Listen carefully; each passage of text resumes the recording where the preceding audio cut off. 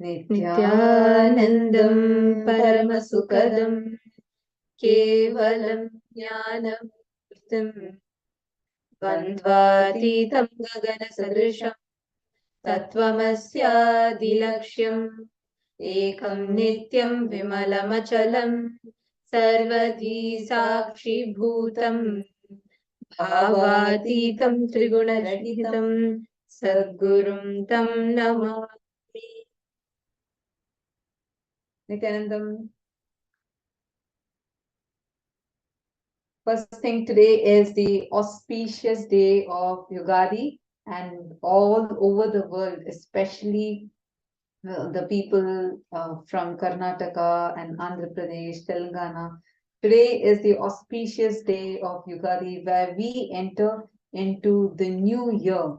Understand, every time the new year, especially according to the Vedic calendar, it is based on either the solar based new year, like based on the sun's movement, as well as the lunar type, which is based on the moon.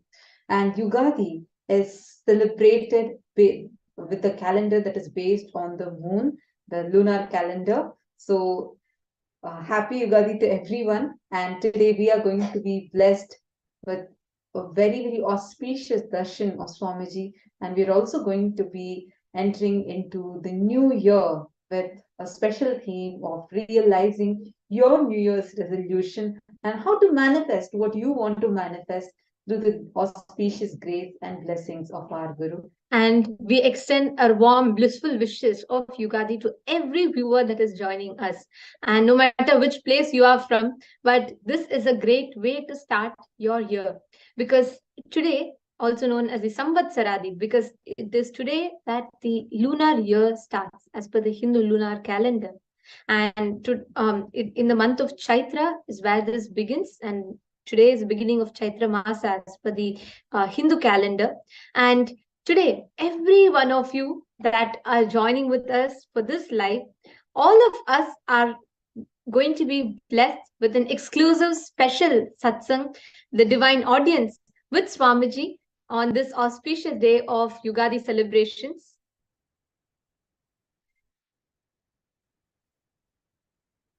I welcome all the viewers that are joining us on Facebook, YouTube, and various other social media platforms. And yes, Nithyananda, nice to see so many of you here. On this day, let us learn about, let us understand about, or let us decide to take a conscious resolution to create the future, manifest the reality in front of us the way we want. Yes, Nithyanandam Peter Conroy. Greetings from Ireland. Yes, Nithyanandam. And so happy to have you here. Vasantakiste Nithyanandam and SKM. Yes, Nithyanandam. Nithyanandam, to all of you, welcome. I know all of us are excited. I know we are waiting for the auspicious darshan and the message from Swamiji. And today we are going to be learning about something very, very, very important as to how you can manifest what you want in terms of even rewiring your brain. You might be very familiar with this term, this field of study called as the neuroplasticity. Nithyananda, Karima Maurya, actually all of you can interact with us by commenting on the live chat, the YouTube live chat that you all are seeing. So take a few minutes and you can interact with us, introduce yourselves, which country, where are you exactly tuning in from? Please take a moment and introduce, you could just connect with us, introduce yourselves, share with us where exactly you're tuning in live from.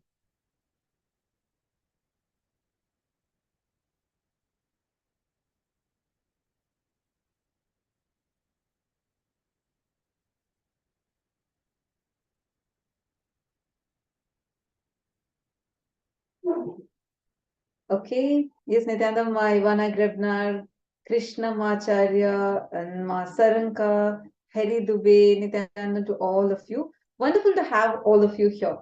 And yes, again, once again, wishes to all of you on this auspicious day of Ugadi, where we are entering into the new year. Yes, Ma Saranka from UK, great.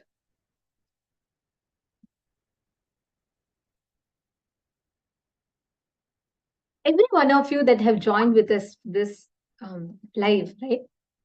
Today, let us take a few minutes to understand how we can use our entire biology, your entire mind, body, your being, to generate reality in front of you with the will that you have, whatever you want. Like Swamiji teaches us, the unique science, 3D printing the reality that you want. Now, all of us, every new year, no matter what, almost every day, we all look forward for a new beginning, a fresh start, and to create something that we desire, like how we want our life to be. Each of us have that set of dreams that we want to make as reality, isn't it? Each of us look forward. We are all enthusiastic about trying different ways, methods to try and create the reality that we want. But here, Hinduism offers a very profound science of how you can generate the reality in front of you. There are multiple methodologies that it lets us express, experience, and choose, but all of them leading to the same goal of experiencing the highest state of consciousness, the inherent highest state of enlightenment that every one of us are endowed with, bestowed with, hardwired to manifest. Now, today, on this day of Ugadi, as all of us are preparing ourselves to receive this special message from the Supreme Pontiff of Hinduism, let us all take a few minutes to understand how exactly do we receive or respond to these initiations. Why is it so powerful to sit in Swamiji's presence and receive these extraordinary initiations? Why is it so important to sit and listen to these satsangs? What exactly happens to your biology when you receive these initiations? And yes, and first let's enter by understanding about how, see, precisely the way you want to exist in your life, correct? Just by you have that ability, just by rewiring your brain, you would be able to manifest a complete new you. And this happens very powerfully through initiation. In Bhagavad Gita, the 15th chapter, Bhagavan very beautifully says in the 15th chapter, the 9th verse, Bhagavan says, Rotram chakshusparshanam cha rasanam granamiva cha adhishthaya manaschayam vishayanupasevate. Where Bhagavan Shri Krishna reveals how, by what root thought pattern, the samskara that you carry, adhishthaya manaschayam, the way you are cognizing things, the root thought pattern that you are carrying inside you can design your very body. Yes, the thoughts that you carry are so powerful that it can design the very way, the very body of yours, every feature of yours. Just imagine and see, your features can be altered, or even like if you're very familiar with these, in Hinduism, you might be familiar with this term, Samudrika Lakshana, where just by seeing your body, they will exactly know what kind of a person you are. Because the way we exist, the way our body functions, and what kind of thoughts we cherish, both are very, very, very closely connected. The second thing you need to know is this is not just limited to your body. Today, there's a whole new field of science which is called as the neuroplasticity. You all might be very familiar with this. If you've heard this term anywhere before, can you all just share with us saying in the comment section? Just post saying that yes, you are familiar with this term. You have heard this term anywhere before.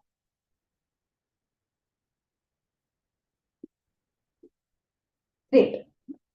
Now, what does this neuroplasticity actually do? Like to study the field of science, it is where the neural connections of your brain are studied upon, where how just by changing your certain patterns, you will have the ability to even rewire your brain.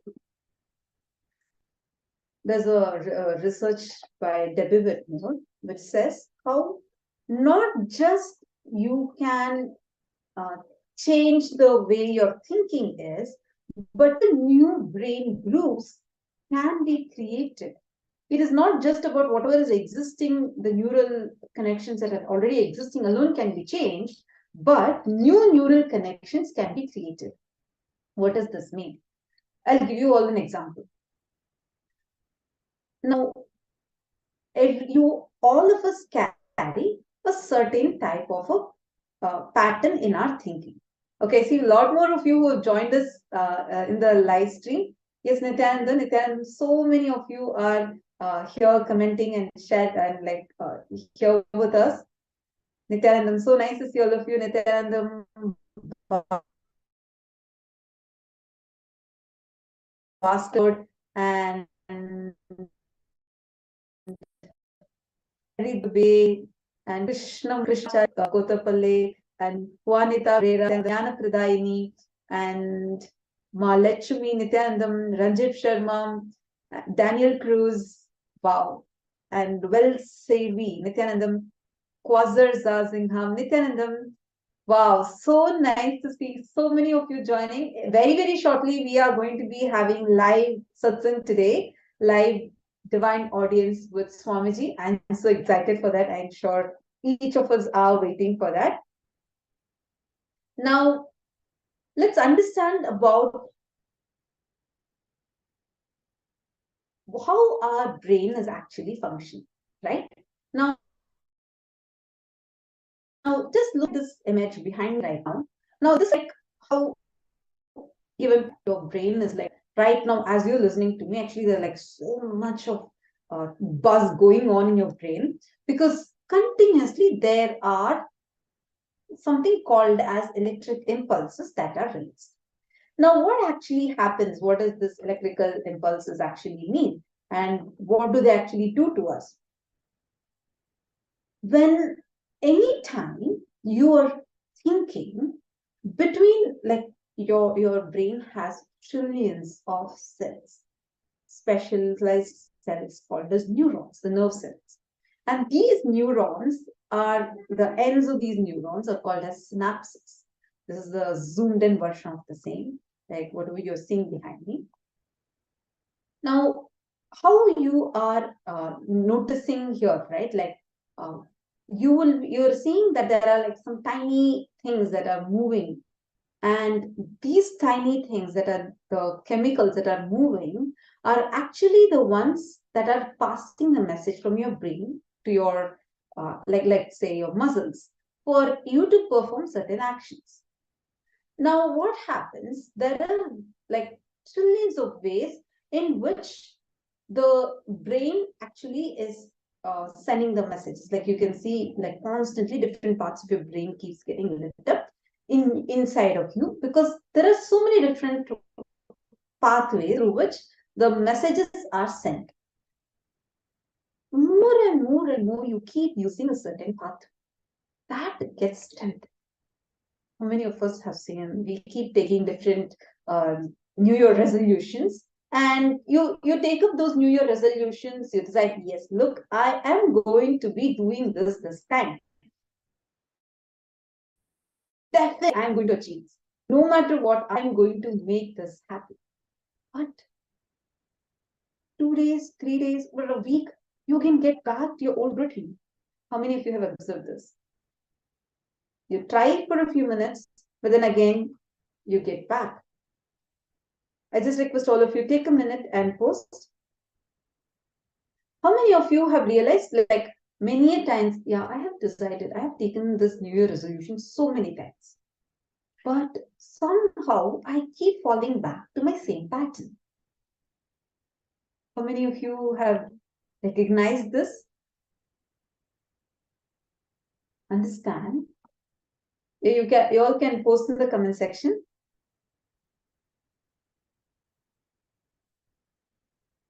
Understand, every single time you take a particular decision or a style of thinking, something happens in you. way your thinking functions, a particular brain groove is getting strengthened. And see, for example, that when there are like many, when rivers are flowing on any barren land, if you keep pouring water, water is continually flowing, the pathway gets created. More and more, the land becomes more and more and more deeper, and the pathway gets more clearer. This is the same thing that happens even in our brain. When you keep cherishing a particular type of thinking, only the first few times you're actually consciously trying. The next time onwards, it just starts getting the same thinking current continues. For example, like you started getting, when was the first time you started getting irritated about something? Probably you watched your parents getting irritated, and you picked it up from there, or you watched how your teacher is getting irritated, and then you picked it up from it. First few times you consciously try, but 3 times, 4 times, 5 times, sixth time onwards, automatically, any time a situation happens like this, for example, if somebody comes in, somebody doesn't do what you want them to do, and you see the first time when you get angry, you're saying, okay, I see that this is exactly how my grandfather is responding to the situation. When you were a child, you'd have picked it up from there. And after that, you try to speak in the same way, you try to get angry and try to get what you want. And as a child, it works out for you. You try this 3 times, 4 times consciously. But because you're continuously thinking in that style and reacting in a particular way for an incident, your brain grooves get strengthened. Now, tell me, how many, all the viewers that are here, do you get angry consciously?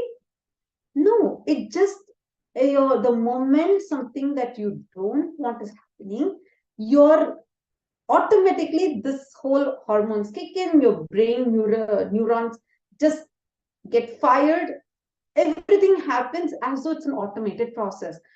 Mind you, it's not an automated process, but you have consciously created it to make it as an automated process. So every time you are repeating something again and again, any action that you repeat, you have the power in your hands. The control is in your hands. What you are strengthening and what you are leaving. Actually, all the habits that we understand are a physical have a physical connection in our brain. It is not something that you consciously decide and you're trying to build. Why do we say that, keep repeating something to make it as part of you? Swamiji tells you, if you do anything for 21 days, you will simply make it as a part of your automated response system. Do you know why?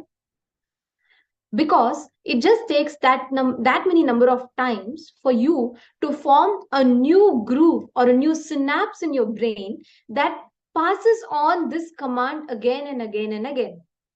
Let's take an example. Let's say from the age of 7 years old, every day morning, as soon as you wake up, you drink a cup of coffee. You wake up in the morning, your mom comes and gives you a fresh hot cup of coffee. You start your day with that. First day, you build it. Your brain creates a new connection, a new synapse to form that pattern in which the moment you wake up, your brain automatically rings an alarm in its head. Okay, coffee. I need to go and reach out to it. I need to have it. First day you do it, second day you do it, third day you do it. So the more and more you keep doing it, this synapse connection, let's say, which is loose, gets tightened closer and closer and closer together, which means the brain makes this groove, this connection stronger. And over a period of time, it becomes a pattern in you, which means morning, you don't even need to wake up and think about coffee. Automatically, your hands will just reach out, you'll pick up a cup of coffee and you will drink it. It's an automated process. Over a period of time, it becomes habit. And if you still continue it longer and longer, it becomes an addiction. Because automatically your brain starts looking for it. Your brain starts picking that up. And do you know one most interesting fact here? As unfortunate as it is, because many times we have unconsciously created these patterns, is it not? Whether you get angry over certain things, you feel like crying for some things, you don't like certain things, you like certain things, you're aversive towards certain things, all of it is just your creation. And the best news here is, just like how you created it, you have the power to dismantle it. You have the power to change it. So now imagine, let's say for almost 7 years, you have been drinking coffee every single day. You made it a pattern, a habit. Suddenly, one day, you stop deciding to go and pick up the cup of coffee. Your decision to switch from coffee to just drinking water, your brain forms a new connection saying, okay, morning as soon as I wake up, I need to get a cup of water. And even for just 11 days, if you just drink consciously a cup of water, your brain starts loosening this synapse, this connection, which constantly reaches out to coffee every single day, and it starts strengthening this connection of drinking water. Absolutely. And the thing here is, because of our patterns that we have carried so far, like the different types of patterns that you're constantly carrying inside you, already there are brain grooves that have been existing. Like you keep cherishing, like as she was mentioning, like let's say you made a decision, this like you from young age, you've been practicing to keep drinking a cup of coffee. Now, when you make a sudden switch to, let's say, to drink water, so the initial time it is going to be a struggle for you because your brain neurons are already existing in this way. Now, the brain neurons and the grooves, brain grooves that are there, which are already existing in you, now that needs to be changed. Like meaning you have to create a new totally one. For this, you need a much more powerful energy and much higher will persistence, which will be transmitted to you through the power of deeksha.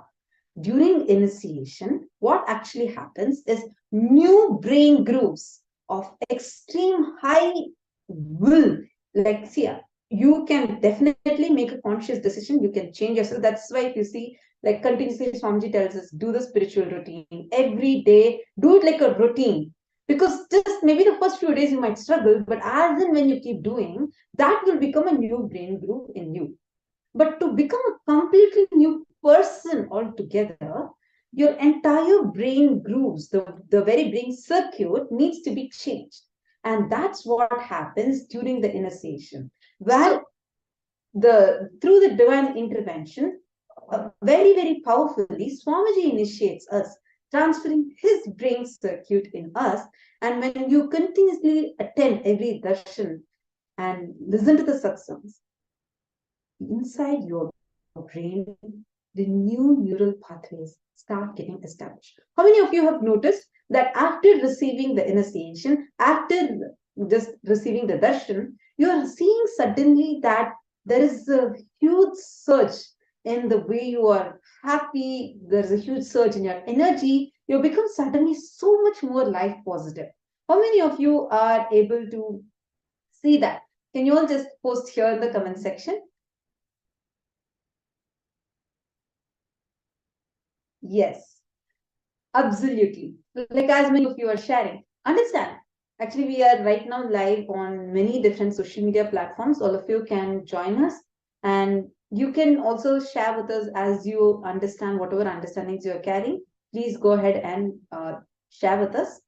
And so, just to sum it up, initiation, when you sit in the presence of Swamiji, the rewiring of the neural pathways is a physical process. So understand, every time you sit in the initiation, every single time that you're sitting watching the Nithyananda satsang, listening to Swamiji, it's a physical process that's happening in you, which means your the neural pathways which are no more relevant to you are getting disconnected, and powerful cognitions, powerful truths are getting created. The neural pathways are getting strengthened.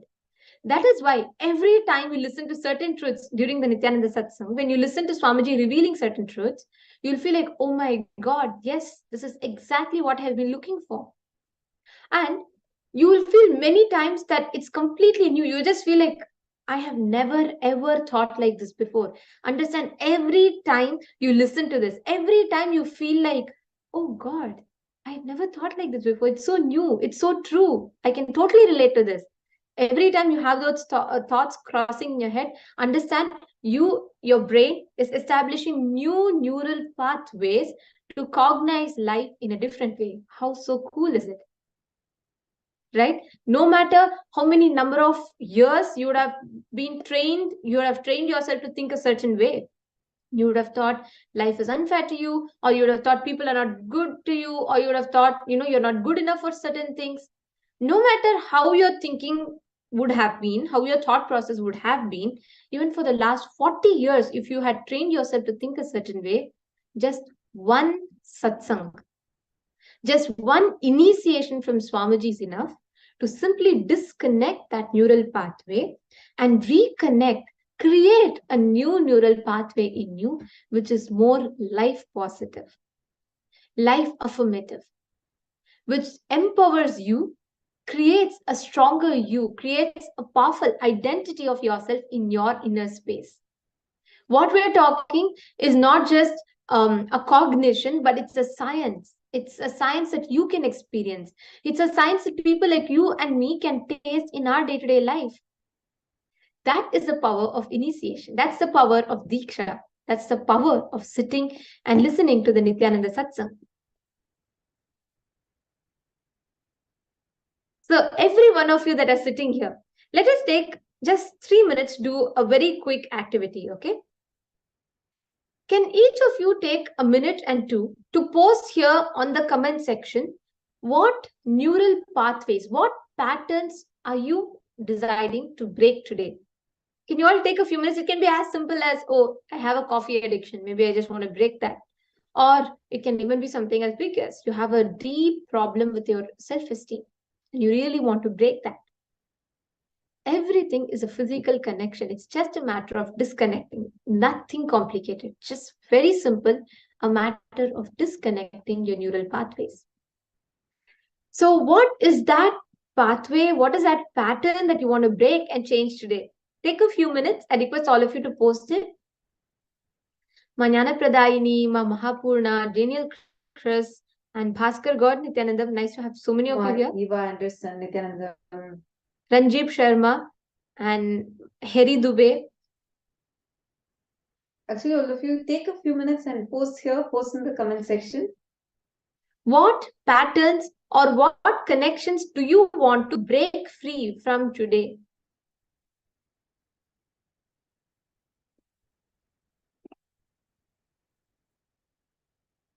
Please take a few minutes. I request every one of you to post, because what you decide now consciously has the power to change your reality. It has the power to break you free from these cognitions that affect you every single day. And the process is going to be super simple. Even if you've been struggling for the last 20 years, just 2 minutes of strong initiation is powerful enough to break you free from that.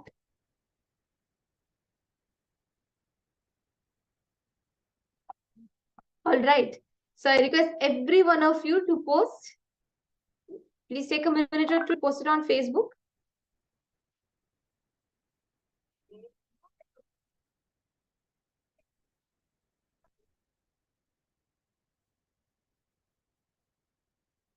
You have to choose between how you want to be. Do you want to be creating some positive life made patterns? Do you want to create life negative patterns? How do you want to be? Take a minute. So because today you're going to be creating a new year resolution for yourself. You're going to create how you want to exist. And understand through the initiation that we are going to receive, it is really possible for us to be able to create a new you. You can have a completely, totally new person of a new version of yourself without any of the life negative patterns. you would be able to create something new that you want. Many a times we behave like how, when you are almost going to be successful, there's also a part inside you which starts mocking, which starts pulling you down. We all carry different things like this. We carry many different life negative patterns like these inside us. It is very, very important for us to break free from that and really experience the life that we got to experience.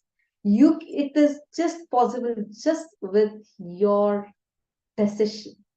It is possible just with your brain getting rewired. And actually, we have many of you who are posting here. I'd like to read out some. Eva Anderson is deciding that she is going to break free from the postponement pattern in her. Okay, so please understand, Eva Anderson, your entire interaction with life, wherever you are postponing, it's just very simple to understand. Your brain is forming a neural pathway, a synapse, which constantly passes this postponement, right?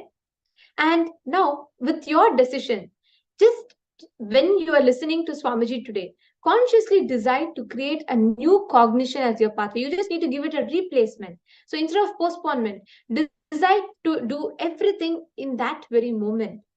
And you just need to do it 11 times. Understand? Just do it 11 times. Nothing more, nothing complicated. You don't need to do a great effort. You don't need to do some conscious process to break it. No, very, very simple. Just do 11 times, undo this postponement, and instead decide to do something in that very moment. That's all it needs for your brain to drop this old pattern of postponement to pick up a stronger connection of doing that action immediately. We have Manjana Pradhani who's commented that I decided to make my own almond milk and walnuts. I will no longer eat cheese and I will not drink much coffee. Okay, this is like a resolution that you are making. So each one of you that are here, like posting what patterns you want to break. Understand, make a conscious declaration. Even for example, you want to create a new sankalpa, you want to take a new sankalpa. Let's say you want to become the Sarvanyapita Yajaman, Sarvanyapita Karta, but you're noticing that there is a particular pattern, probably your self-sabotaging pattern or your self-doubt pattern, which is constantly occurring again and again and again inside you. And it's become almost like it's a part of you. Understand, Swamiji tells very powerfully, do not get terrorized by your patterns. Never terrorize yourself by your patterns. The patterns become more powerful only when you are getting tired and giving up. Until the time you do not get tired and you do not give up, you are always in the winning side. It's only the moment you decide to give up on it. When you decide, okay, come on, that's it. I am giving up because I don't think I am going to be able to come out of this pattern. That is when you're really failing. That giving up attitude is when you're going to fail. Do not give up. It's okay, even if you've failed 100 times, 101st time you're new trying, anyways, you've failed before. So what, even if you fail again? But do not stop trying. Tell yourself that just don't stop trying, because when you actually try, when you're actually trying to, the thought giving up and you decide, suddenly the declaration, the strength and the power of your declaration starts creating a new brain groove inside. Now, when you want to exist as a superhuman, you want to awaken the superhuman abilities in you, it is possible. You will be able to experience it just through initiation. Now, how many of you here are wanting to experience, like, okay, see, Ma Sampasan saying, give up sweets and chocolates. See, Ma Sampasan and Ma Jnana Pradayini, can you all share? See, now these are actions. It's like waking up in the morning. That's an action. But there is a pattern. See, certain patterns make you to do certain actions. You need to catch those patterns, the thought currents that are driving you towards a particular action. Please, can you all share that? What is the thought current that you want to come out of?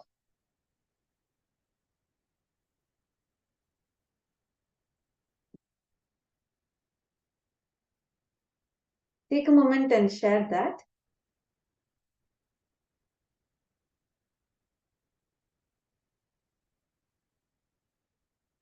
Yes, we have another viewer who has posted that she wants to break free from her habit of um,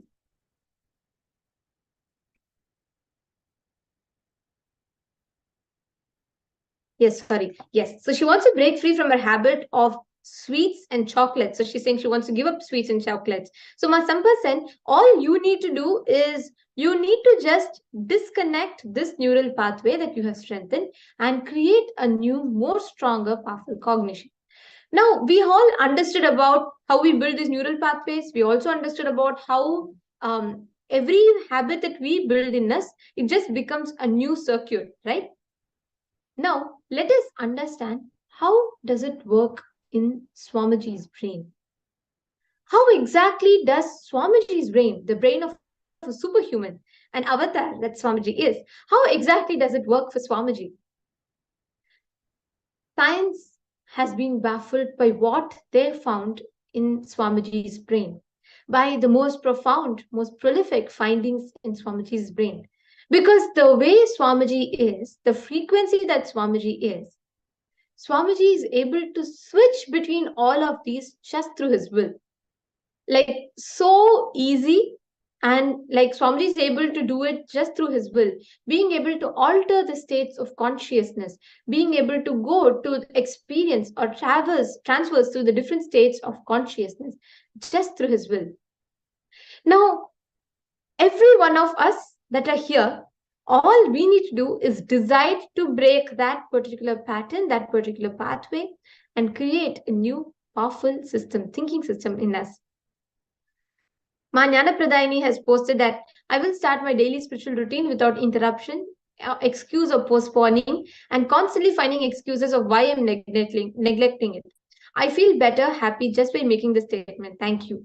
Understand, every time you take a resolution, every time you make a conscious resolution in yourself, you are building, you're creating a new pathway. Your brain is actually expanding. It's just a matter of you loosening the previous connection, the pattern that you don't want to entertain anymore.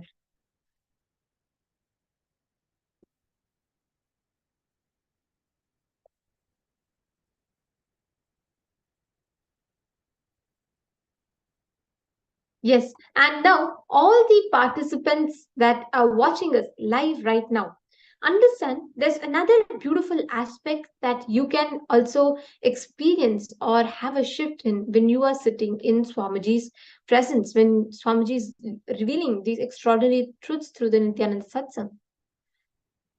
Your frequency that you are in, the brain waves that your brain is experiencing, will have a phenomenal, drastic shift. And that is what you experience through the Nithyananda satsang. When Swamiji is actually revealing these truths, Swamiji is directly inserting them into you, into your inner space. So, what happens is your brain starts creating that neural pathways, and in that process, it starts increasing the frequency, raising the frequency in which it is existing. All of us know about the alpha, beta, theta, and the gamma and delta brain waves, right? That we exist in, that our brain goes through. Like, for example, every time you have a certain awareness in something, let's say, like, for example, when you try to meditate or when you try to get into the deeper states of mind, all of these times you're actually experiencing your alpha brain waves, which means your brain is creating the waves which brings you more into awareness, where you're trying to get into that restful awareness, you're trying to fall asleep, you're trying to do something, all of those where that subtle awareness comes into picture is the alpha brain waves. The next beta is when you are active, when you're when you're focused on your goal oriented tasks, such as like you're planning your event or you're just thinking about something. Whenever you're concentrating, whenever you are creating awareness to increase your concentration, that time it is the beta brain waves that is experienced in your brain. The next is theta. The theta is more associated with the third eye component, because they help us tap into our wisdom, the spiritual teachings, and they become predominant. Any task, when you do that, is automatic, then you're experiencing brain waves. Like, for example, driving, doing your laundry, where you don't need much of your thinking process. That time it's the theta brain waves. And theta brainwaves also provide more of a positive mental state, which encourages your creativity and all of that. So theta brainwaves is very closely connected to the problem solving skills or increasing your memories. The next is gamma. Gamma is associated with more of intense focus. And in this time, the gamma waves decrease anxiety, fear, and increase your positive emotions. And finally comes the delta. Delta brain waves are where you experience deep, restful state of awareness in states like deep sleep without dreams and etc. And is it possible that by altering our brain structure, like rewiring our brain, can these brain waves change? And is it possible that we actually can have a way better life, be a way amazing person just by altering the brain structure? I mean, the rewiring of our brain. Let's listen to a very short excerpt from revelation from Swamiji on rewiring our brain. Subject is rewiring your brain.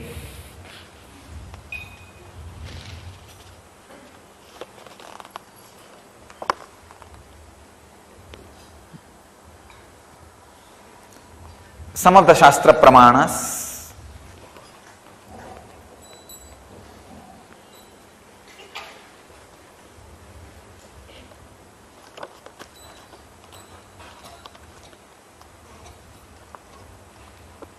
some truths from the field of neurophysiology.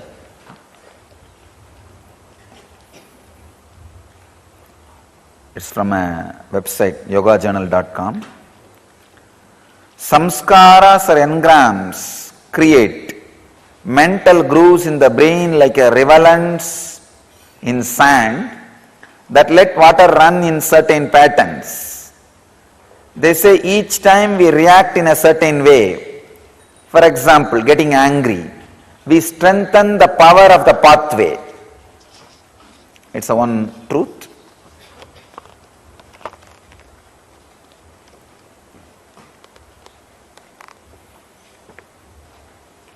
It's a very important truth. The more and more you react in the same way, the more and more you strengthen that engram.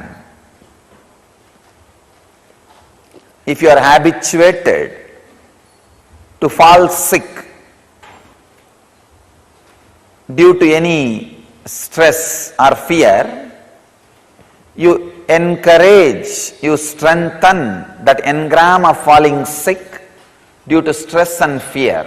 I tell you, if you are really feeling stressed or fear or anxiety, do something very active.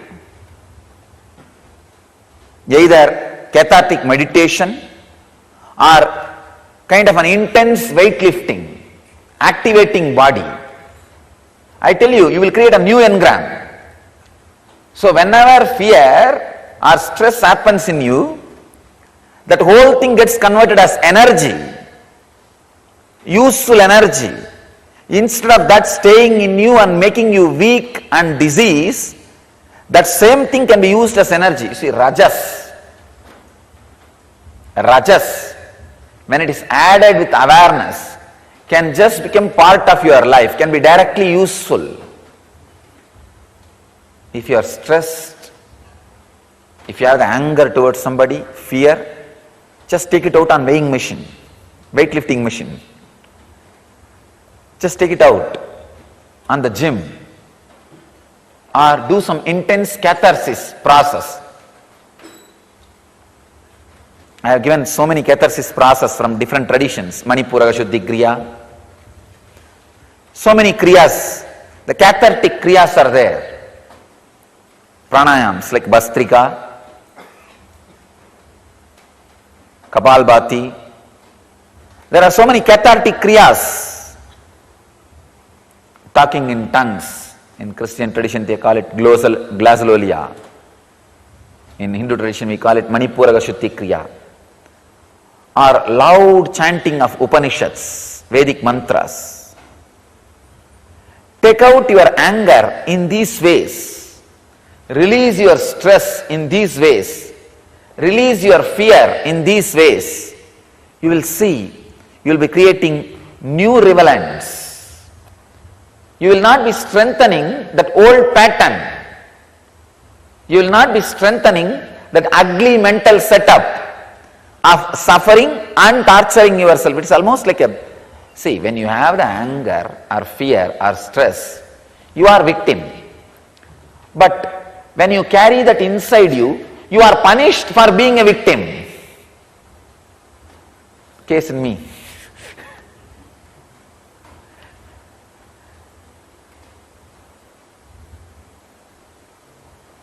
So don't be punished for being a victim.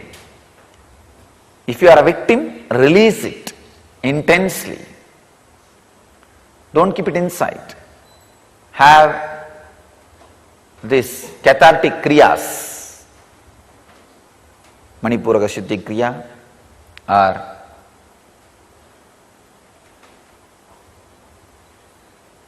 intense samana balancing techniques. You can do 108 Surya Namaskar, or intense weightlifting, working out. The samana balancing immediately will convert that stress into energy. Rajas will become energy. Only first few days you need to create this new relevant. Then every time this new relevant will become strengthened. That will become strength. So, as neurophysiologists say, each time you react in certain way, you strengthen the power of the pathway. So each time when the river runs in that same rivulet, the rivulet becomes more deeper. So the river running in that same direction becomes more stronger, more permanent. Same way, in your brain also you have so many rivers. Ganga, Kaveri, Yamuna, Saraswati, Godavari, Narmada, Sindhu, so many rivers. Some are wild rivers, forest rivers. The rivers which really creates calamity by the forest flood or sudden floods, you need to make a dam and divert it in different direction. Making dam and diverting it different direction is what I call sadhana. Sadhana means making dam and diverting it to different direction. But unfortunately, we have another one biggest relevant, engraved memory, engram, samskara, laziness, eternal laziness.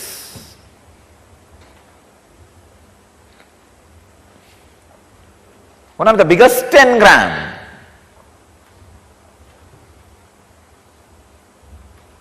Biggest enemy for awakening non-mechanical parts of your brain, or sadhana, or for enlightenment, or for achievement is laziness.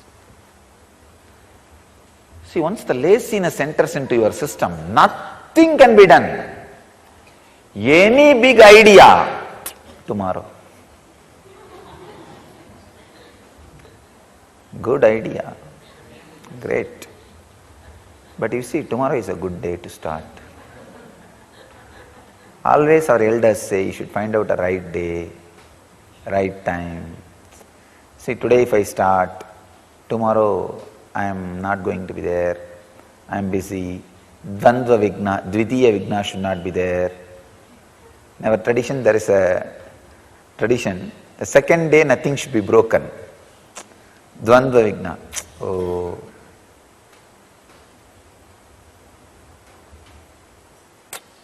Second day it should not be broken. Dvitiya vigna. So I'll start maybe day after tomorrow. Laziness is Maya, nothing else. So understand, no sympathy towards laziness is a demon. So, no question of allowing laziness. The first lesson in Zen they teach is the awakening your whole system, breaking the laziness pattern. Because the whole Zen is based on silent sitting. You can very easily slip into laziness in the name of silent sitting. So the very word Zen means dhyan. Zazen means sitting.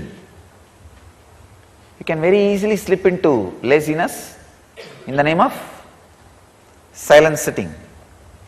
So you can very easily slip into that laziness in the name of samadhi.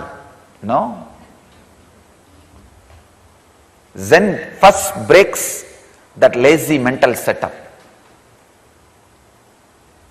You need to break the lazy mental setup to work on this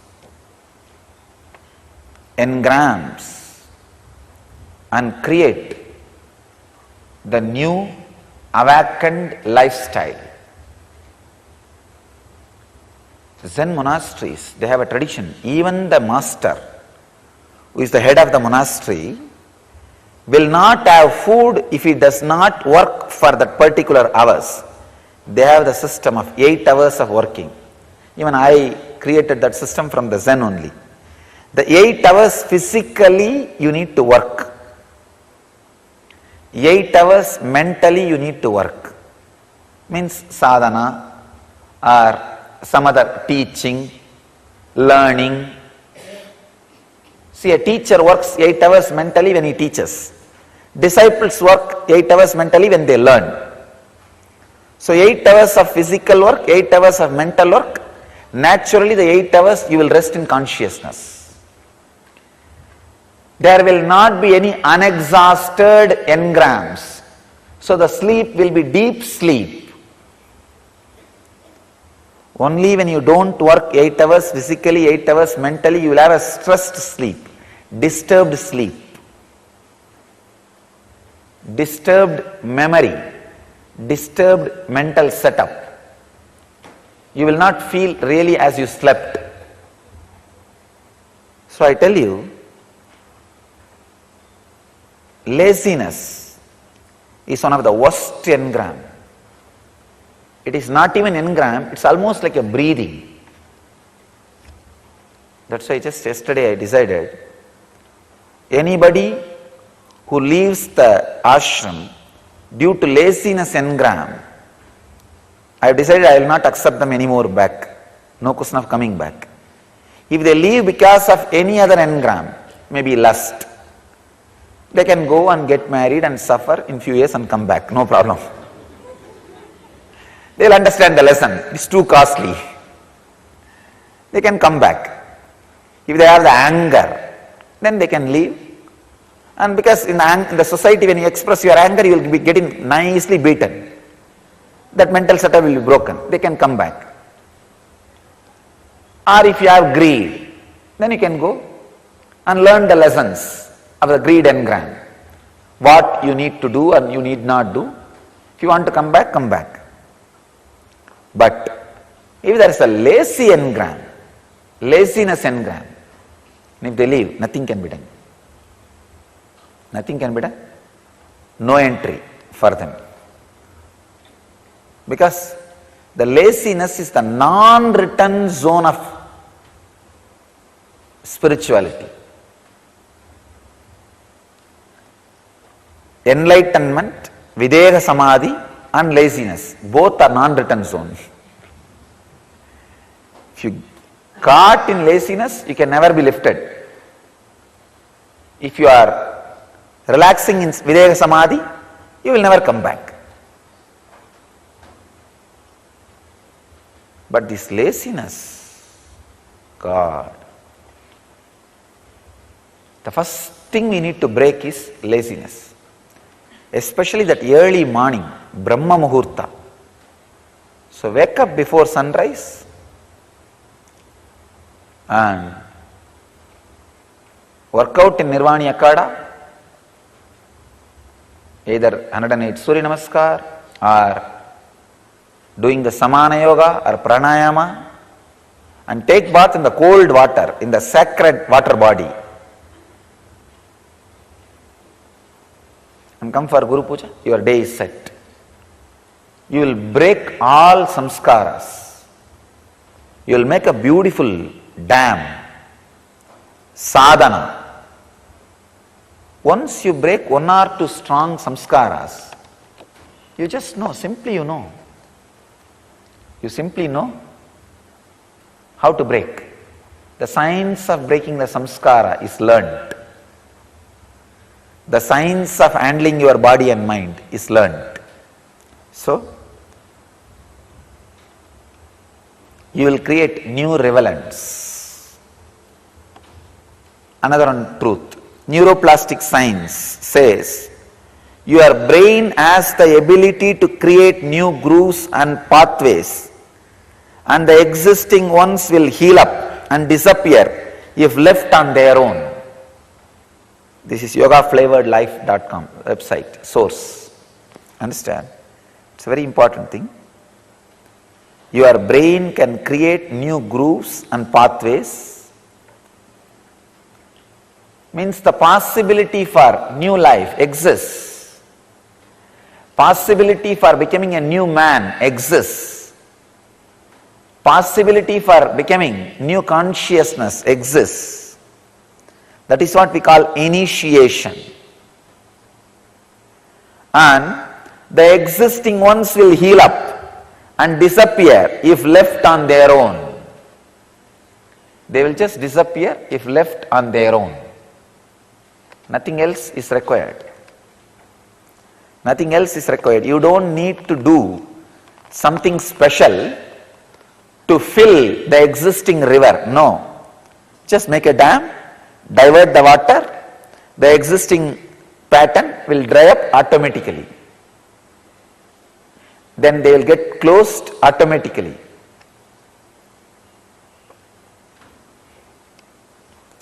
Scientist Debbie Whitmore says, the science of neuroplasticity focuses on how the brain can rewire itself to forge new connections and break cycles of negative thinking and acting.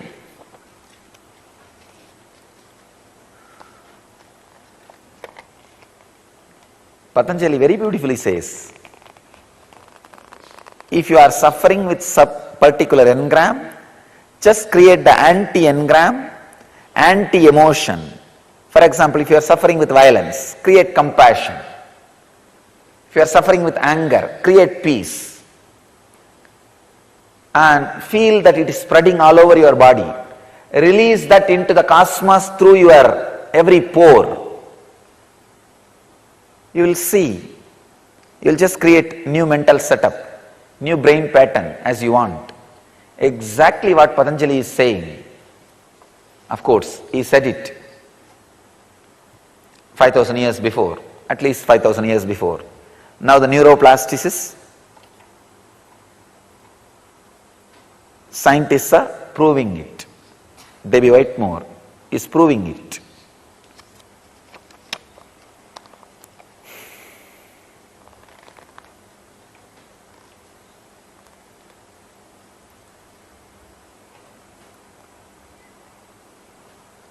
Again,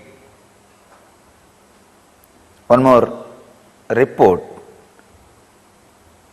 study done on yoga.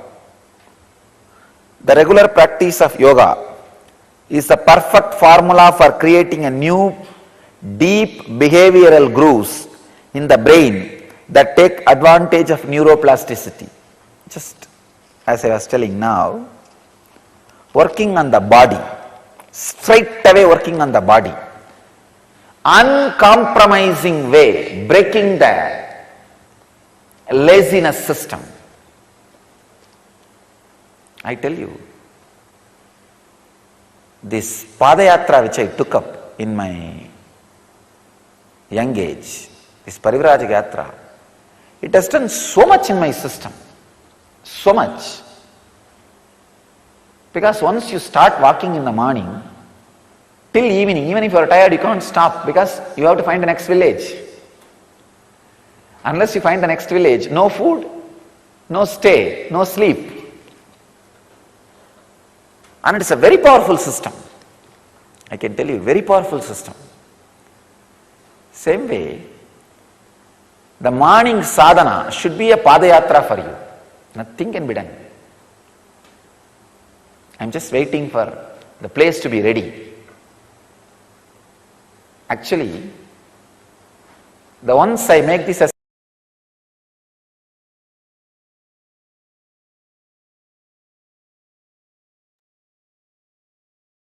Nithyananda, Swamiji here revealed a very beautiful science, right? How our brain, beyond what we understand as its possibilities, have a lot more. Swamiji mentioned about the scientist Debbie Whitmore's research on neuroplasticity.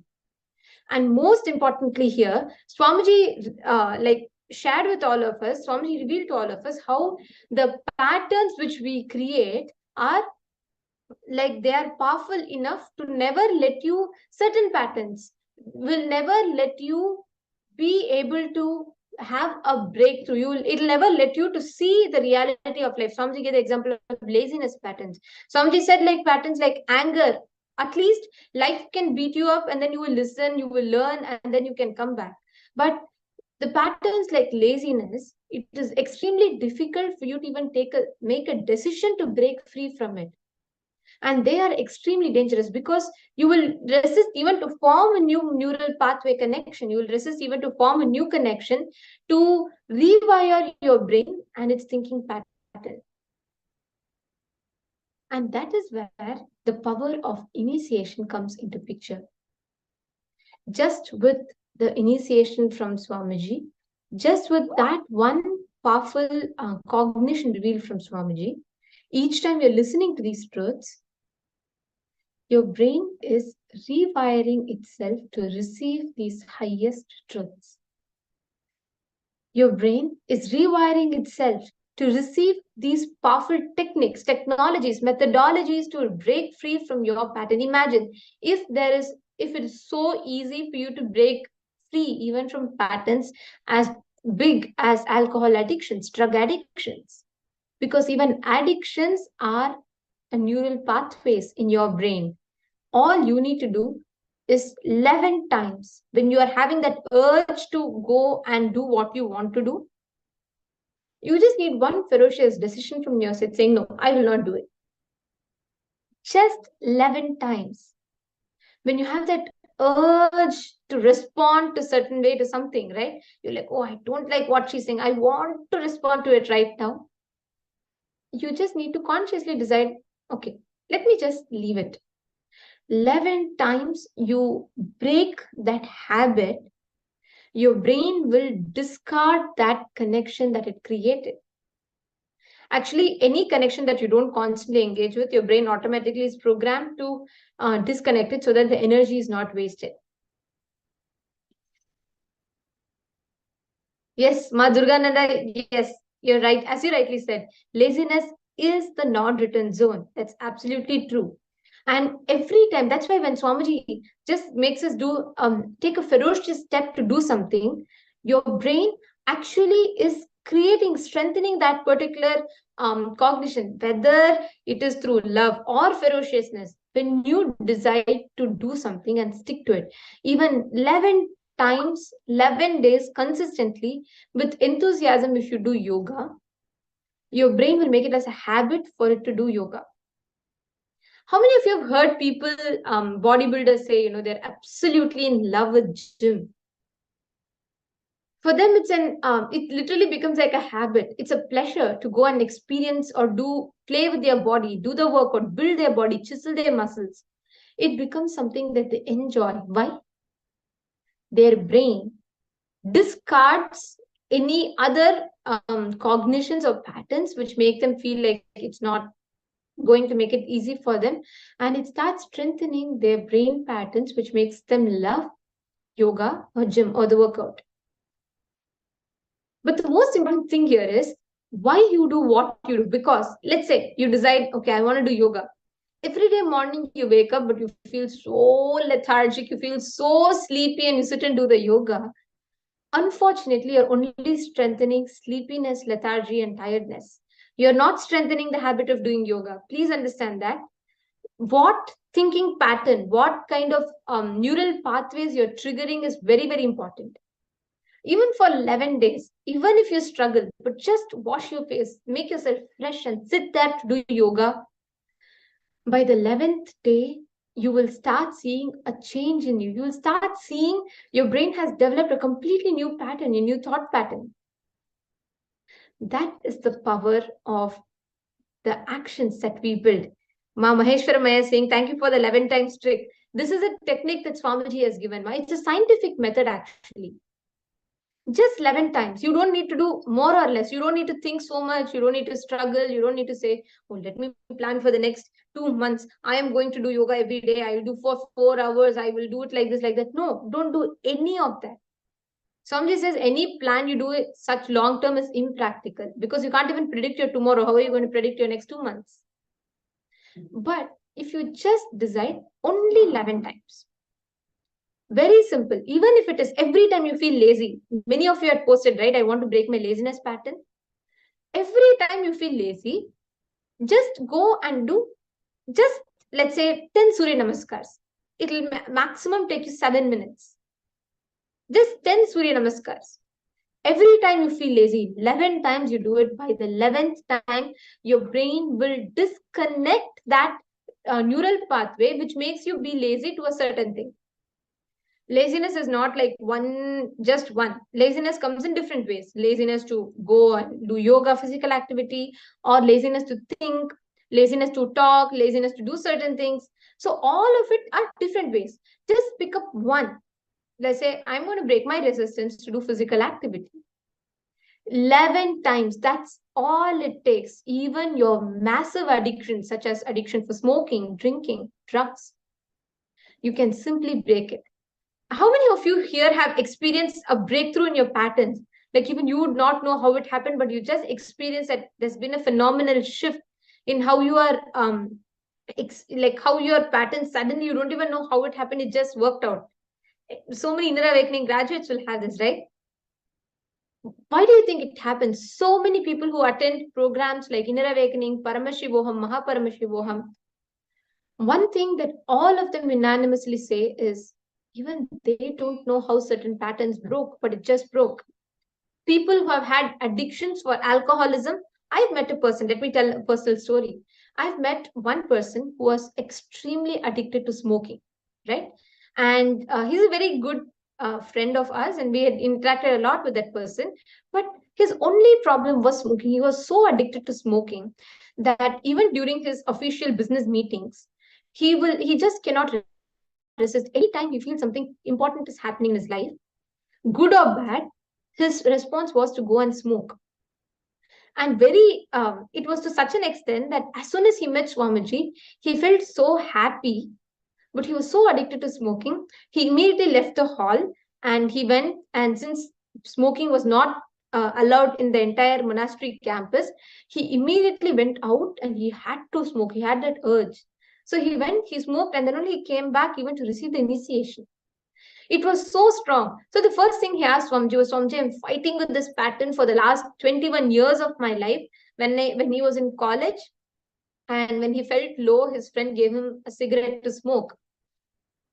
21 years, it haunted him. He could not break free from that pattern. He tried different rehab centers, but it always felt to him like people were forcing him. The more he felt like people were forcing him, or even he was forcing himself, he used to go and smoke more. So he increased. He increased from taking one cigarette to two to four. And that became like a chain smoking addiction. You know, the most interesting thing that happened, like I witnessed this and I felt like so happy that I saw this, because it's an experiential understanding for me. When this person went and asked Swamiji, Swamiji just told him, don't try to stop smoking. Don't restrict yourself. You don't need to consciously force yourself. You just leave it. Smoking will drop you. You will not drop it. And Swamiji said, this is my commitment to you. By the end of this 21 days, without your conscious effort, smoking will leave you. He was surprised. He could not believe it. He told us, is it really possible? He's paid like millions of, like crores of rupees in different therapies and different things. He spent a lot of money, but he's not been able to, break free from it. After Swamiji told this, he was like, he could not believe it. And mind you, he was so addicted, like even to get some good emotions, like whenever he is experiencing something good, he'll go and smoke. To a person that was like that, one day passed, he still had to smoke. And second day, third day, there was a reduction. He was not very conscious of it, but the number of times he used to go out of the monastery campus to smoke and come back reduced. Fourth day, fifth day, he forgot about smoking. And he was amazed. By the 10th day, he came crying to Swamiji. He said, Swamiji, even if I remember, even if I smoke, even if I see cigarettes in front of me, I am having so much of aversion to it. I'm not able to touch the cigarette to smoke. Actually, his wife used to hide the cigarette boxes from him so that he doesn't see it, because every time he sees it, he'll be so tempted, he has to go and take it. Even he used to make sure that people hide it from him. But to a person who was like that, even when the packets are right in front of him, when he's taking it to smoke, he could not smoke. It was not a complicated process. He did not do anything special. All Swamiji made him do was recreate a new habit. Every time he had an urge, Swamiji taught him to unclench, just consciously see the impact that the smoke is having in his body. So next day when he tried, he did see some impact, but he still like smoked. By again and again when he realized the impact it's having in his body, he did not do something conscious to drop smoking. The smoking dropped him. He could not pick up the next cigarette to smoke.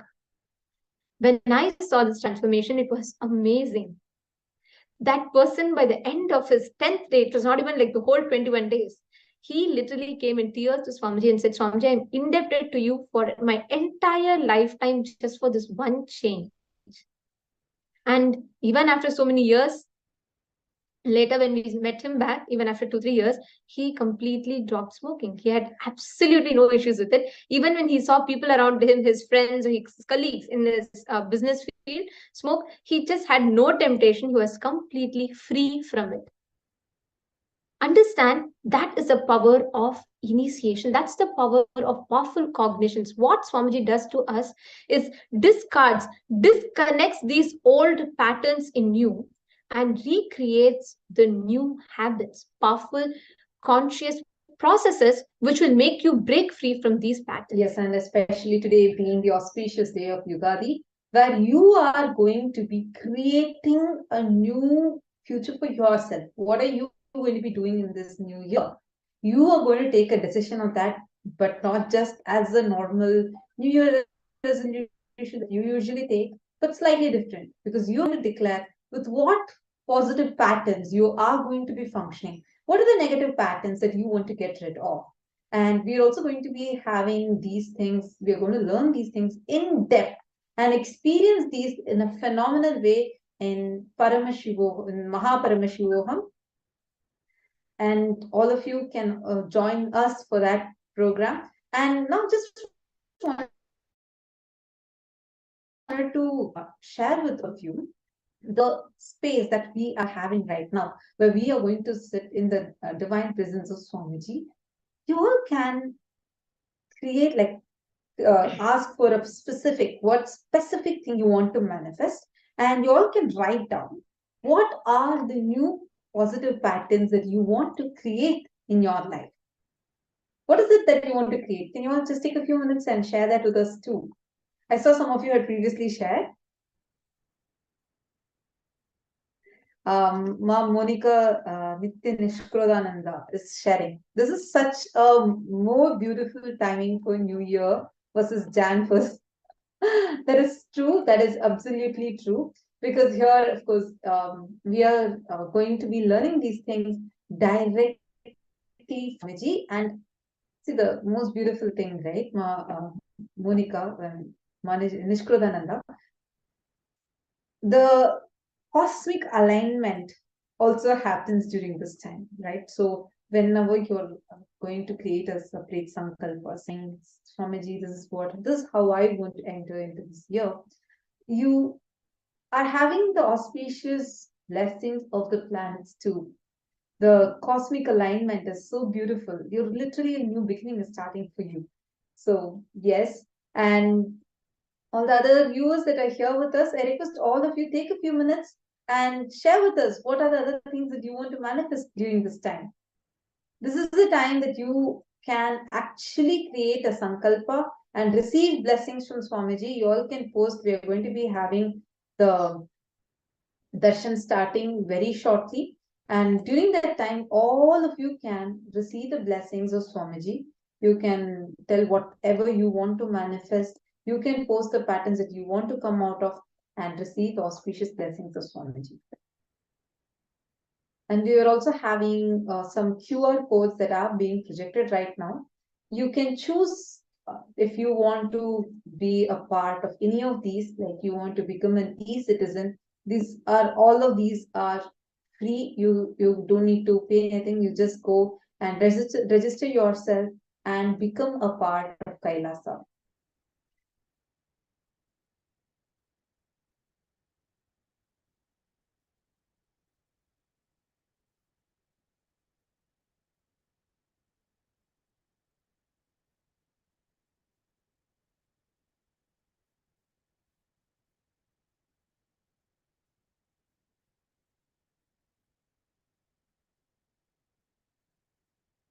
Come on, you all can post, take a few minutes and post here what all are the different things that you want to manifest during this time. Go ahead, go to the YouTube live chat section and post. Okay, Nithyananda Janananda has posted, I want to drop my laziness. Wonderful. Have that as a sankalpa in you. Definitely you will be able to manifest it right now. See, as Swamiji said, you need to actually, that is why Swamiji said that the Brahma Muhurta time, which is from 4 a.m. to 6:30 a.m., during that time, you are going to be having that whole, the Brahma Muhurta time is a time where you will be having the most powerful energy in you, where the entire day that you want to be consciously created. And it's a very important time for us. If you decide to break your laziness and do yoga and do the spiritual routine at that time, you are going to be able to have a huge breakthrough in terms of your laziness pattern.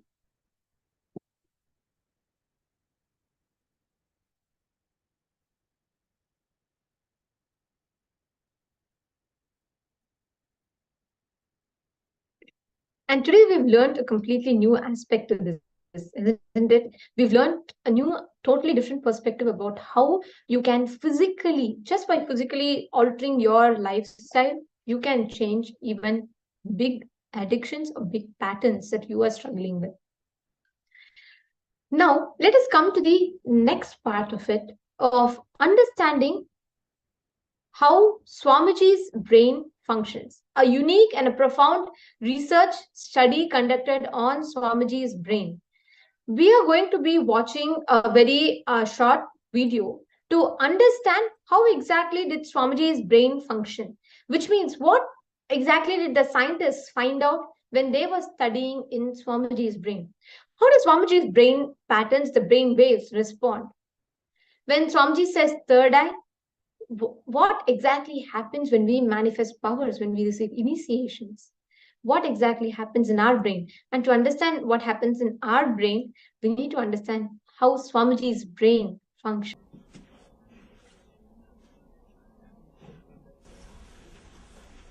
Good evening, ladies and gentlemen. I am Dr. Murali Krishna. I am the president of Integris Mental Health and Integris James L. Hall Center for Mind, Body, Spirit.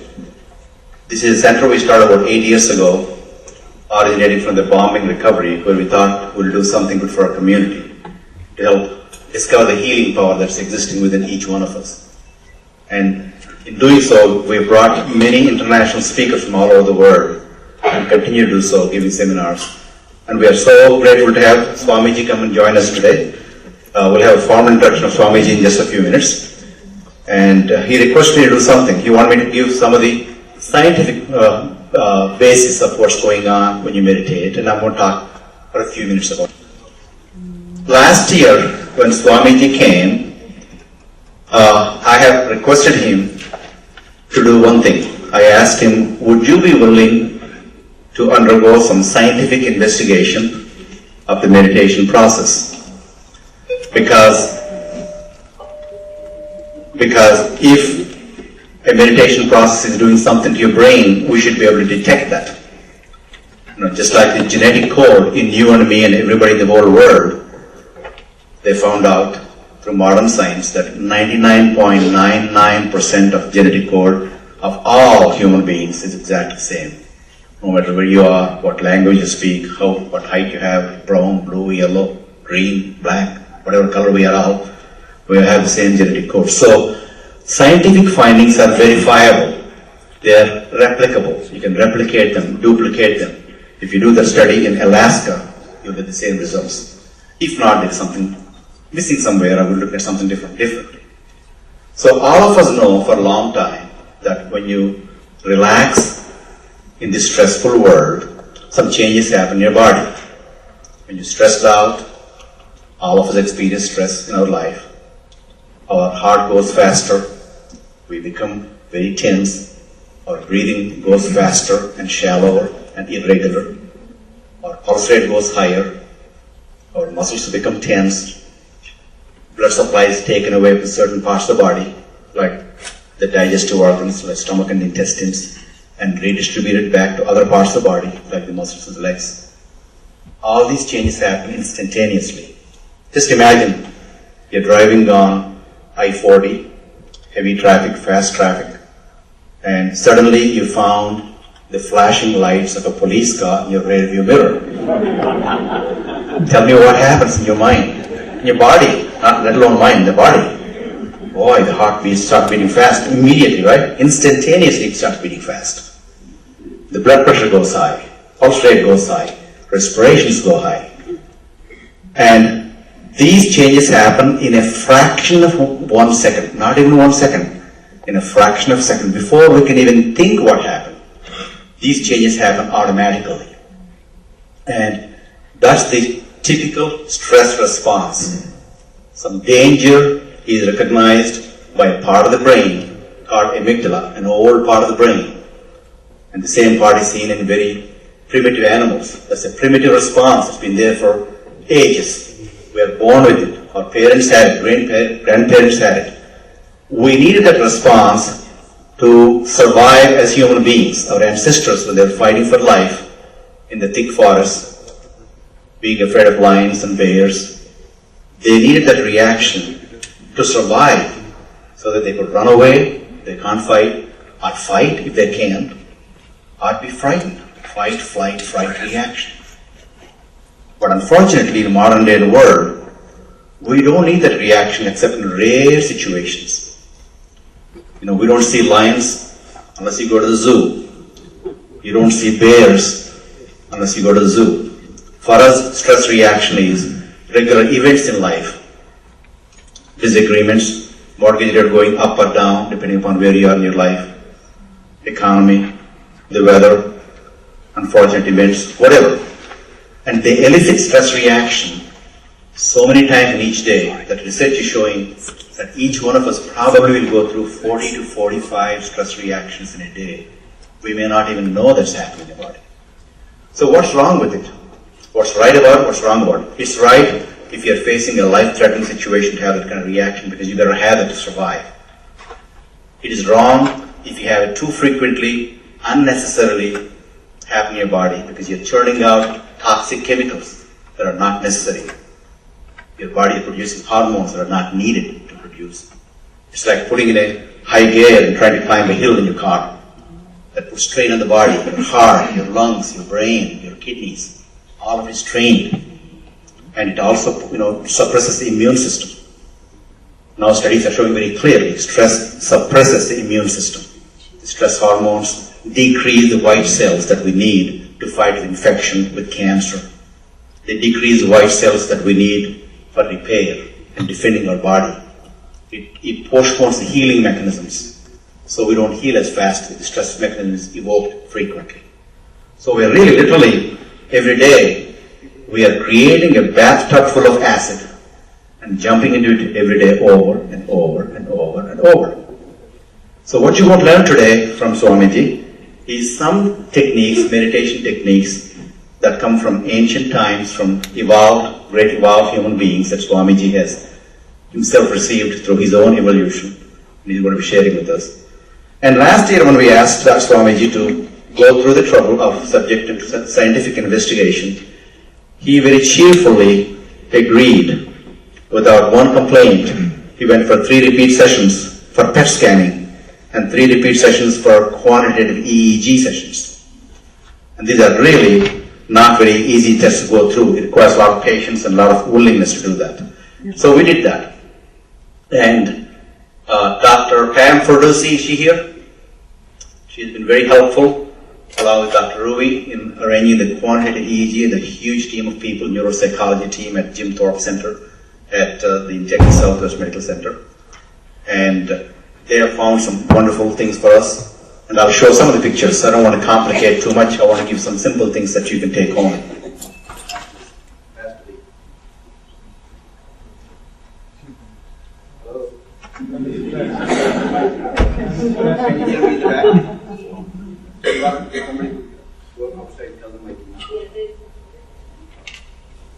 Give it to Swami, he'll fix it.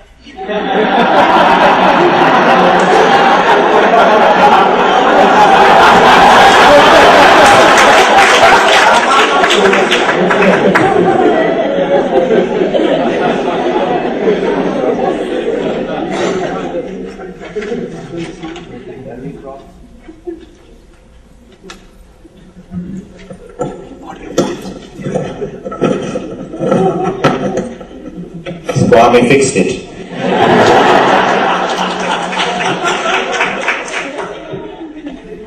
We went through 3 sessions of PET scanning. Normally when you go and get CAT scan done, MRI scan done, most of the time you're looking at the structure of the brain.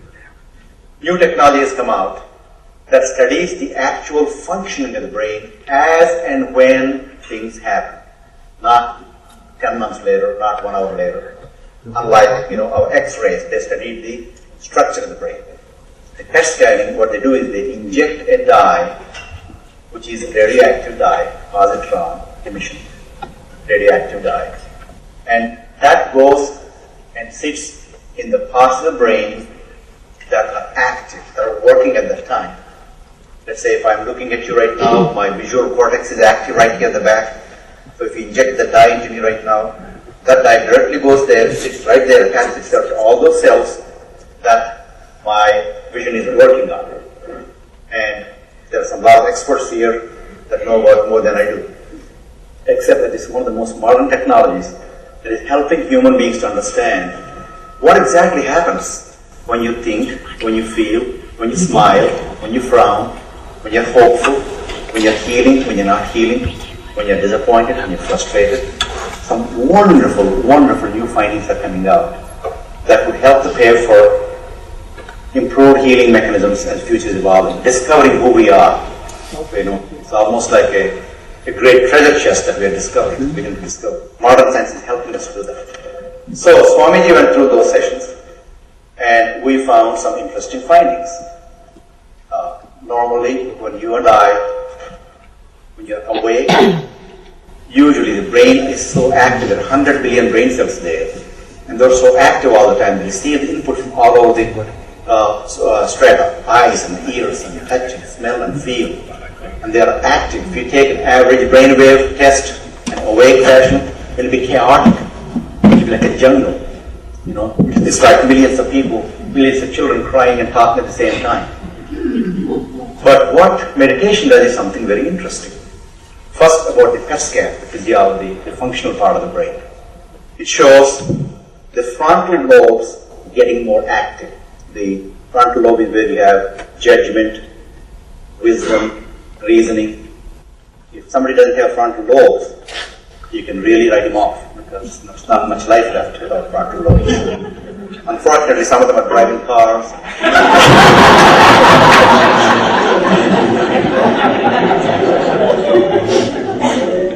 Yeah.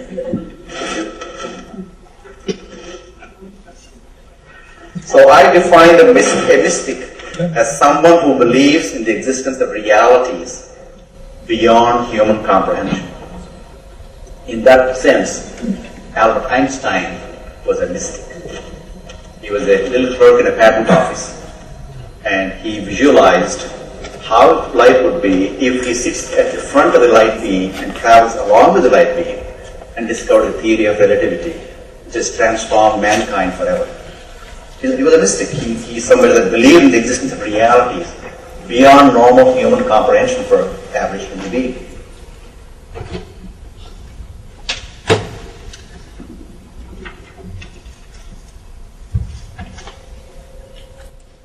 One who inspires a sense of mystery and wonder. Here are some of the brain scans I'm going to share with you. This is alert, non-meditative state. If you look at, let me see, is there a later point? Okay, if you look at the top, it's not very active, not very red and yellow. You know, yellow and red being the most active, front.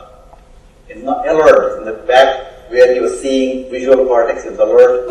So as I was talking, where you see that is active in the back. That's the front, that's left, and that's right. Next.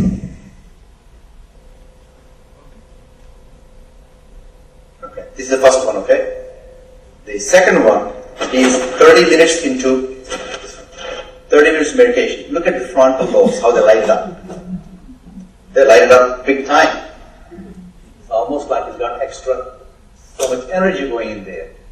It's a very clear-cut indication. From the previous picture, I'll show you again, previous picture. See how it is? And how the next one is. Okay. Can you see that? That's in the 30 minutes of deep meditation. Next, 60 minutes of deep meditation. See how one side quietens down, and the other side remains very active. 60 minutes of deep meditation. There is something else happening right here in the middle. Right in the middle. Right here, in the frontal area. In the middle. It's called mesial frontal area. And here is a deep, deep level of meditation where it lights up significantly right here. Right in the middle. Probably 1.5 inches, 2 inches deeper. It's called mesial frontal area where both front lobes come and join together like that. Right there. What's interesting was Swami was inside, and that's the last part of that one. See that light right here? Lighting up right here in this area. So what's interesting is I've never seen that before in my life. So the other parts I've seen may not be to the extent that Swamiji showed. But this is something interesting. There is something called dopamine, which is a chemical our brain is involved in. Dopamine is produced mostly in this area. And when you have any pleasurable feeling in your body, it is mediated through dopamine. It's a neuroreceptor. You know, it's a chemical that transmits messages of pleasure. It basically evokes pleasure chemical. If you eat gourmet food, it is dopamine that tells you it's gourmet food. If you have no dopamine, you may eat gourmet food, but think, oh, it looks like horrible cooking. Same thing is with visual pleasures you have. Beautiful people, beautiful sceneries, nature, whatever gives you pleasure. It's mediated through dopamine. Incidentally, alcohol and chemicals mediate through dopamine. And everything that human beings experience involves dopamine. But what's interesting is that you and I have the potential to create our own dopamine in a big way. So I named it, for lack of a word in the past, the D spot, which is the dopamine spot. Because I know that in America they like good names. I'm not going to name the other spots, but if you can discover your D spot, you got it made in life. The D really stands for divine spot. D also stands for delight, and the dopamine smile. And that's what you see right there. I think future researchers will confirm. They may name it something different, some better name than what I could name. But that's very interesting. What's also interesting is that he could, at will, go in and out of the state. So we asked Swamiji when he came from the scanning room, when we saw this one, we asked Swamiji, what were you exactly doing when so and so thing happened? He didn't know what was there. He did not see the pictures yet. He said, really interestingly, there were 3 people there, he said, I opened my third eye. And that's stunning because I learned about third eye as a child. I didn't read about it for a long time, what it is today. But what he said was, I asked him to describe more in detail what does he mean by third eye. And he said, it's a deep meditative state. It's probably very, very deep state. But he said, it looks like a small petal on one side going and joining. Another side, another petal comes and join, and you join together, and then it becomes the third eye. Like a blissful state that you experience when you open the third eye. Isn't it interesting that exactly same area that he was saying he was open? We are not seeing with the naked eye what's going on, but with sophisticated modern technology we're able to see that some part of the brain is activated that you normally can't see. So that's really a very, very interesting and fascinating finding. And we're going to talk about it for a long time, this finding. And there are many other findings, but I don't want to take time away from Swamiji's wonderful presentation tonight.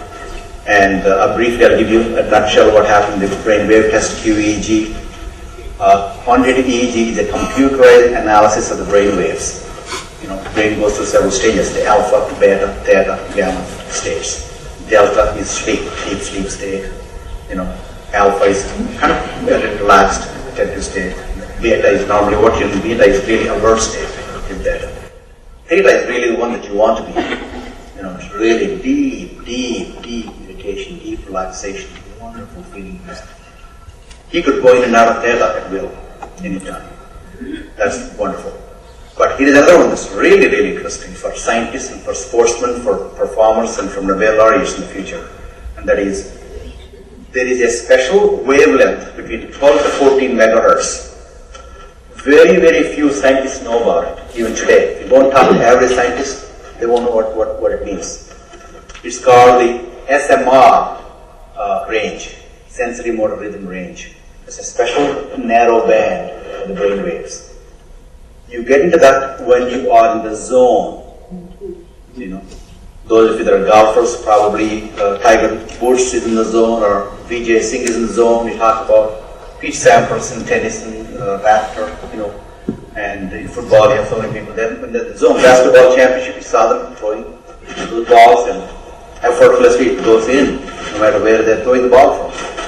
That means they're in the zone. What happens is the ultimate coordination of the muscles and the nerves, the body, entire body organs, and the chemistry and the hormones. They become so cohesive to the point that anything is possible at that time. You want to be in the zone. For example, if Oklahoma University football team or OSU football team, which are in support, they found the secret of how to get into the zone, they will be national champions every year. And they'll be probably undefeated for 100 years. The secret is, how do you find that zone? And what's interesting is Swamiji was able to go in and out of that at will. That's really fascinating finding. That's something that's going to be talked about in the future. The SMR range.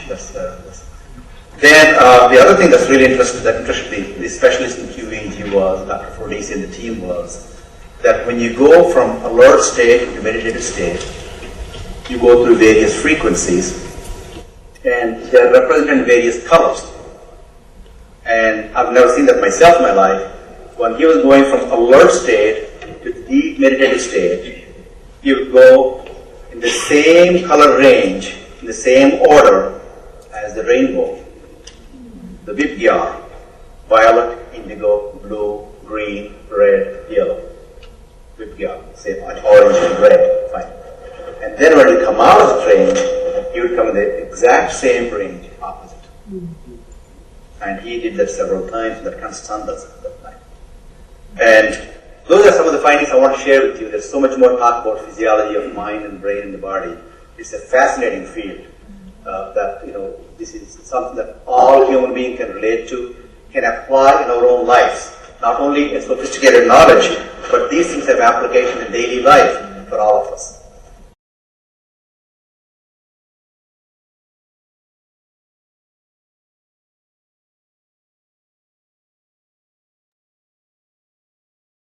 Here so beautifully, they took us through in helping us understand about how exactly does Swamiji's brain function or respond.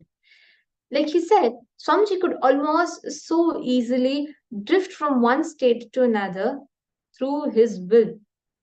And the third eye, like he beautifully put it, the frontal lobe, the mesial lobe in the frontal part of our brain is not easily, it does not easily light up until and unless people, athletes and people who experience that high when they play sports or what they like, how they experience it, that is how, by coincidence or some way like that, they experience that state. But here for Swamiji, at his will, Swamiji was able to transfer to those higher states of consciousness. Now, during the initiation, when we are sitting and listening to the satsang, when Swamiji says he's awakening our brain, he's awakening our third eye, he's awakening the frequency that we are in, he's increasing the frequency of our existence.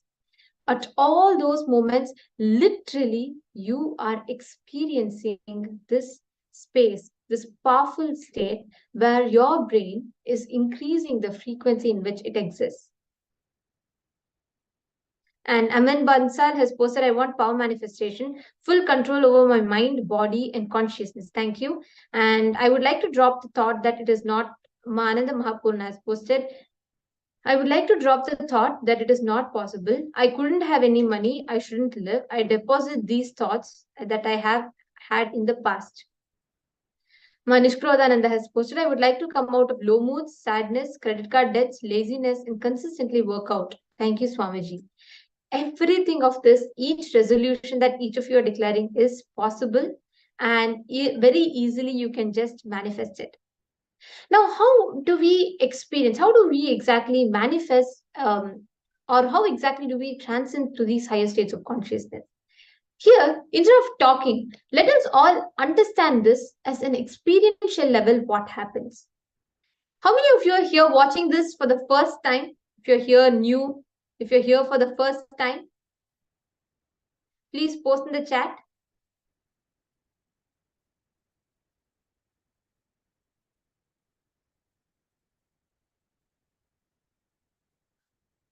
All the viewers, if you're here for the first time, if you're watching this stream, if you're very new, please post in the chat. Just put, yes, I'm new here in the chat. Please understand, there's a way that you can experience this. These are available in abundance in the Hindu rishis, the Hindu enlightened masters who are adept at these sciences to awaken the whole brain and manifest them as powers. So every one of you that are here, if you are here for the very first time, you can have an experiential understanding of this. Just one example of this is manifesting powers.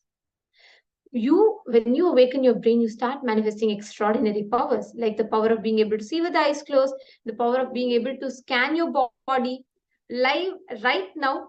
We can demonstrate this power to you. If you're here for the first time, if you have never met before, never spoken before, right now, live, we can scan you and share with you exactly what's happening in your system.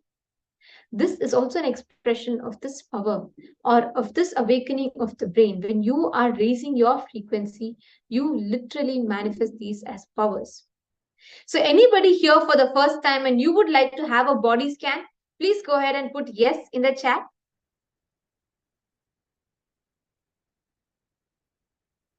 How many of you here, you're curious, you're eager, and you also want to know how exactly does our body function? How exactly does our body function and respond? And is it possible for us to manifest powers? Yes, it is. If you're here watching for the first time and you have no idea about power manifestation, go ahead and post, And live right now, we will demonstrate to you how we can scan the body. When our brain grooves are awakened, when our brain waves are increased in its frequency through initiation, we tap into some of the highest possibilities of ourselves. So yes, you can have a live body scan. Let's say you take a sip of water. When you scan your body, you can actually see how exactly it travels in your system. You can see precisely what happens in your body when you are manifesting them as when you are doing certain actions, when you're eating something. How exactly does it work in your system? You can learn all of these phenomenal science through this show, through this experiential demonstration that we are going to be having right now. So you all can feel free to post. Any one of you want to request for a body scanning, please go ahead. Okay, Nithyananda Dave is asking, yes, please, can I get a body scan? Okay, sure. Are you new here? Are you here for the first time? Okay, Ma Ananda Mahapurna is also requesting. She's saying, I'm not here for the first time, but I would like to have a scan of my body.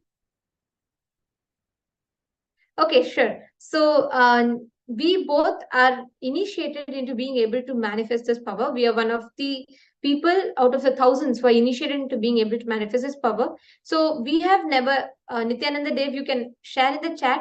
Have we ever interacted before, or like, have I ever scanned you before? Do I know about you? Do I know your details? You can post in the chat. Everybody that's watching live, now you're going to be live seeing how we are going to be scanning using the third eye, scanning someone whom we have never met before, and identifying what exactly is the issues that they have in their body. So myself and Manitya Tattva Priyananda, both of us are here. We are going to be manifesting this power. And Nithyananda Dev, I'd like to start with scanning you. And Ma Ananda Mahapurna, we'll have Manitya Tattva Priyananda who will be scanning you, Ma. Now, I'm going to be chanting the Mahavakya and I'm going to be scanning you.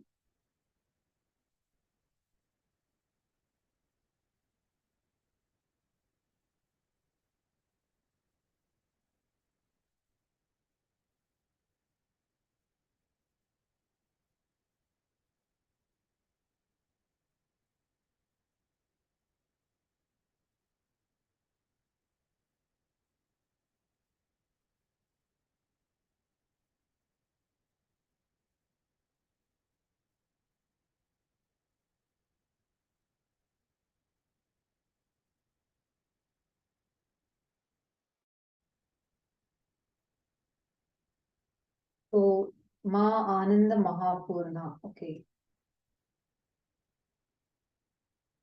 Now, what we're going to be doing is we're going to connect with Swamiji. We're just going to be chanting the Mahavakya.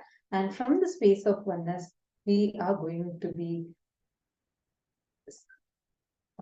scanning and seeing through the third eye. Whatever Swamiji reveals in the third eye, we are going to be sharing that with you. Om Nithyananda Paramashivoham. Om Nithyananda Paramashivoham. Om Nithyananda Paramashivoham.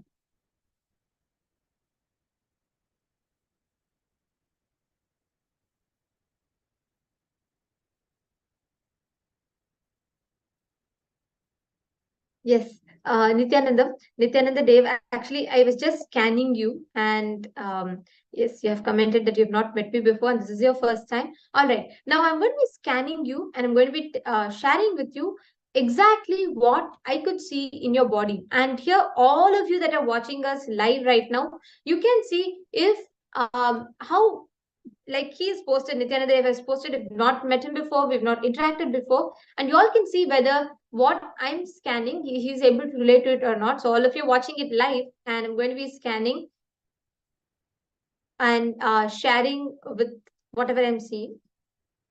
So the first thing when I scan you is if you see, you have one of the key problems that you have is fatigue, and you always face extreme tiredness. Even whenever you have to do experience something, whenever you have to do certain things, you experience severe tiredness and fatigue. And actually, if you identify, more than it expressing as a problem with your digestion, it is more of shortness of breathing. You have a difficulty. If you just notice your breaths, it's all very short. You never take deep, long breaths. This affects you in terms of you experiencing fatigue. You will not be able, let's say you have to plan for something, you will not be able to think about it for more than 10 minutes. And in 10 minutes, if you don't finish it, you start getting very distracted, you start feeling tired, fatigue, you start yawning. It's a very significant thing. It impacts you a lot. You'll not be able to focus on something for a very long time. Actually, this it's a very interesting thing. When I scanned, what I saw is the expansion and constriction of your diaphragm, right? In just right beneath your lungs, the diaphragm, that is affected due to the gas in your stomach. It's a very interesting thing. I saw it quite unique, because when I scanned you, when I saw how your breath goes, the breathing in and out, inhalation and exhalation, that process is very short. You don't stretch your muscles, you don't let your lungs relax a lot. And you know why this happens? Because your stomach, right? The gas that is constantly produced in your stomach causes severe unrest and uneasiness in your whole system that affects your breathing. If you notice, actually, as I'm scanning, if you're able to relate to it, and if you feel like yes, you're able to understand, you're able to associate with it, please post it in the comment section. So it'll also help me make sure that you're listening to it and you're receiving it.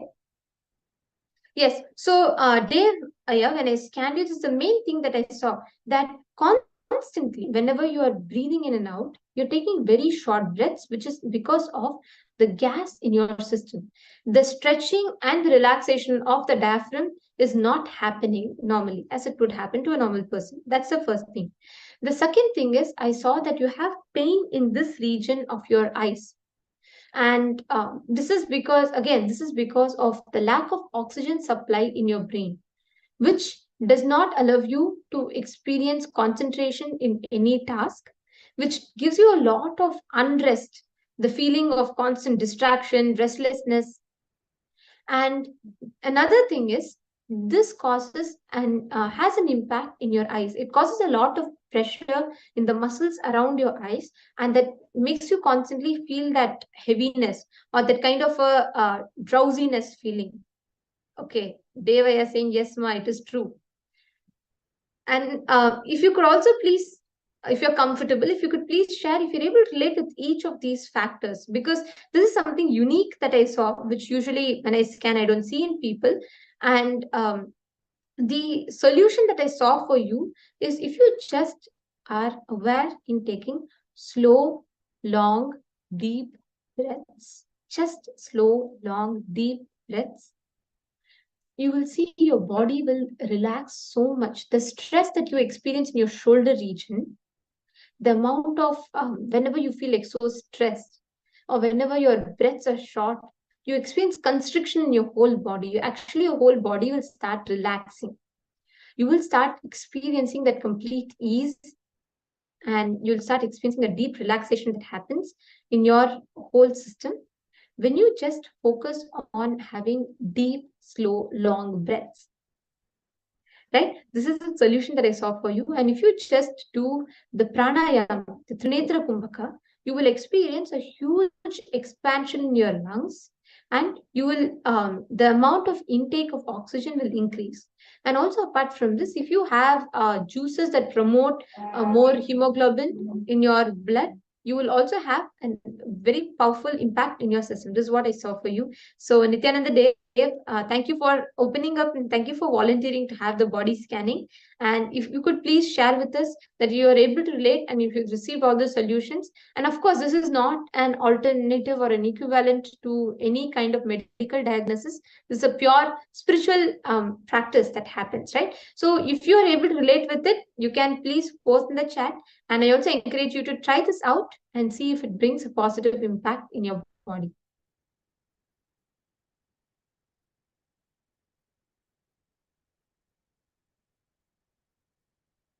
Yes, thank you, Nithyananda Dev. Now, Ma Nishkrodananda, um, Ma Nitya Tattvapriyananda will be sharing with you.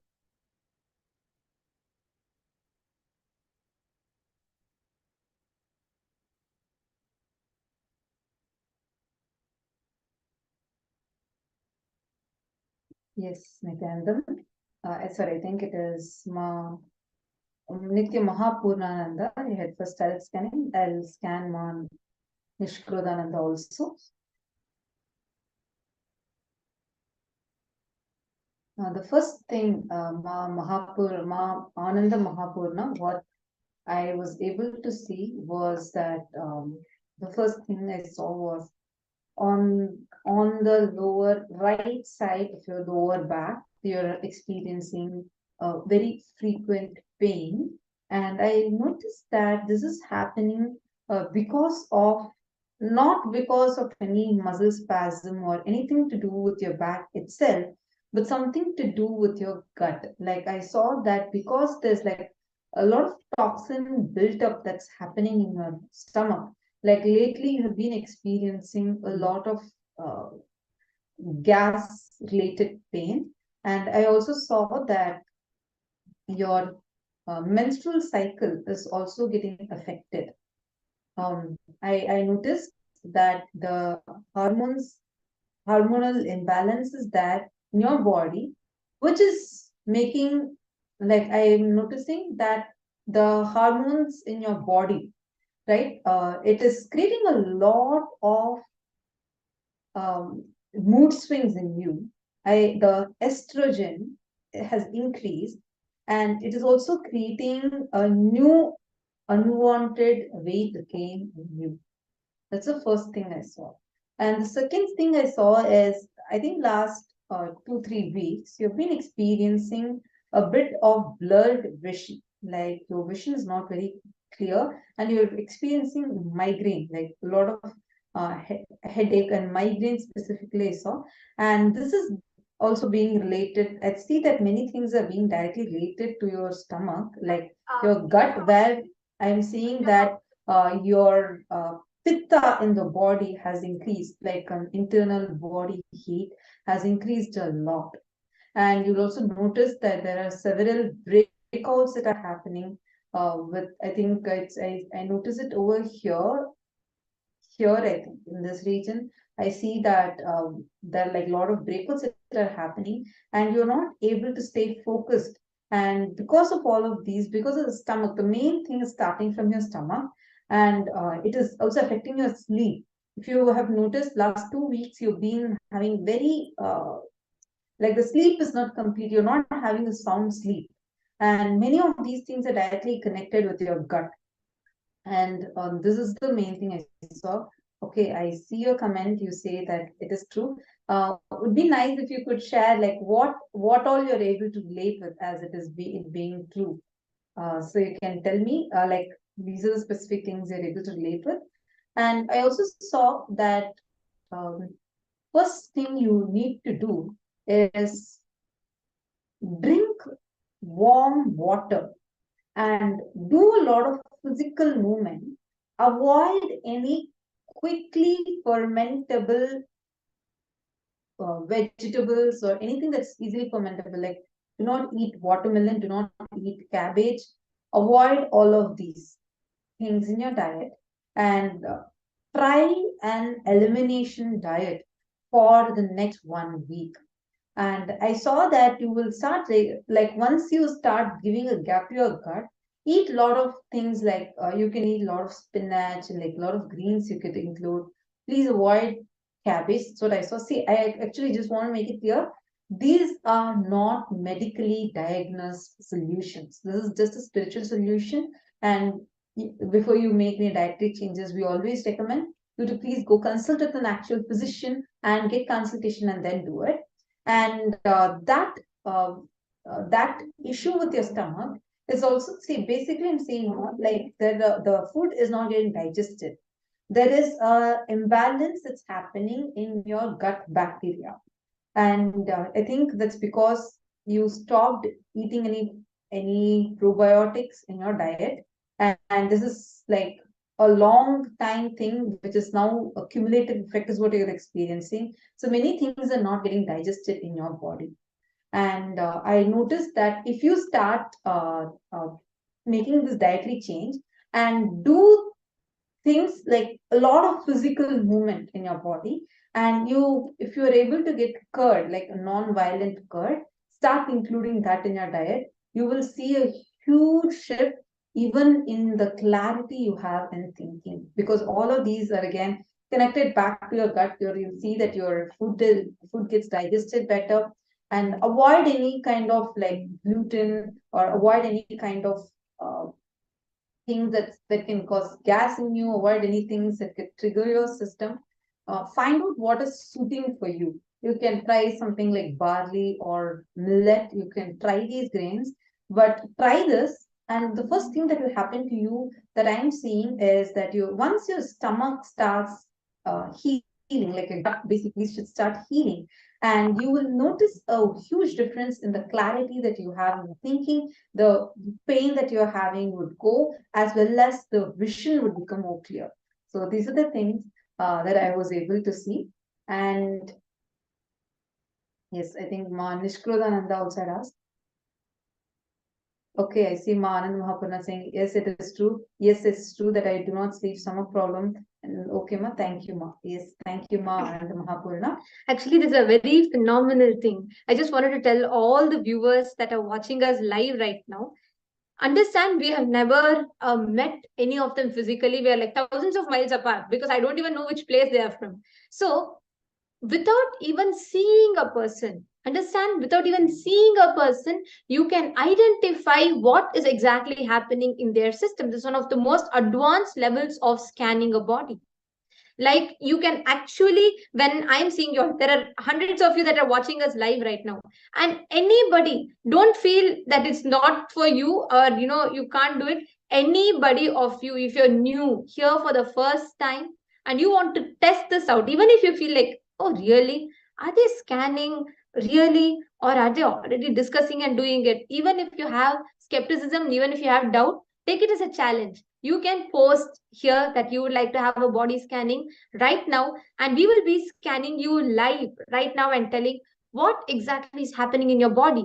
Like you might have medically diagnosed issues, right? You might have blood pressure, sugar, or you could have any issues. We will be scanning and sharing it with you, and you can verify it and let us know if it is right or not. So anybody that's watching live right now, go ahead and post it.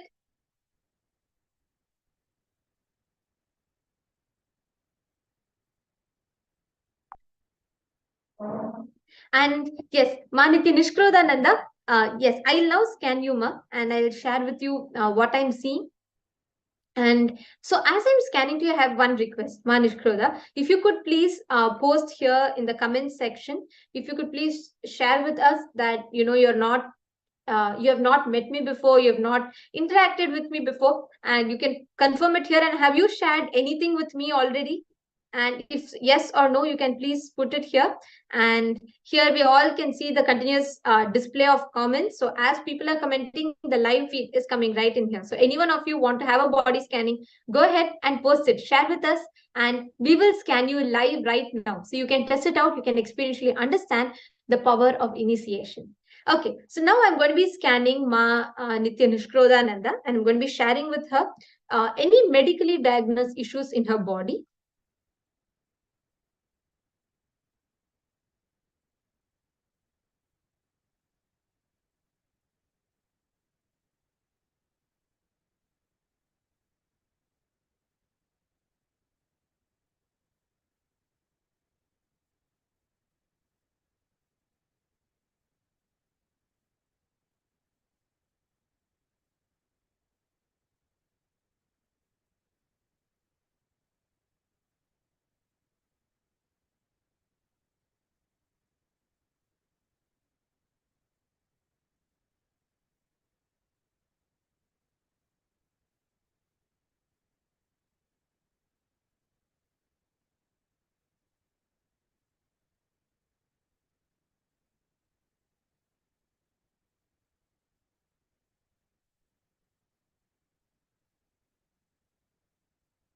Okay, so Ma Nitya Nishkrodananda. Now I'm going to be sharing with you what I exactly saw when I scanned you.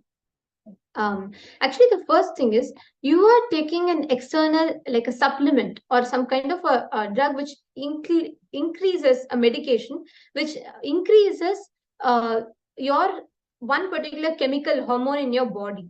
And you're taking this supplement. I saw it as like a tablet, probably, or white in color. I saw the color white, the medication that you're taking. And I'm seeing that the constant need for you to take medication has had a severe impact in your body. I could see that the liver is getting damaged or directly affected because of this. Ma Nishkrodananda. Actually, all of you can see, all those viewers that are joining us live right now, you all can see I'm scanning Ma Nitya Nishkrodananda, who had volunteered to experience the body scanning. So I just scanned her and I'm sharing with her whatever I see as I scan her. And the live comments are being shown for all of you right here. And she's going to be sharing with us whatever she's able to relate with and if she's able to relate with it or not.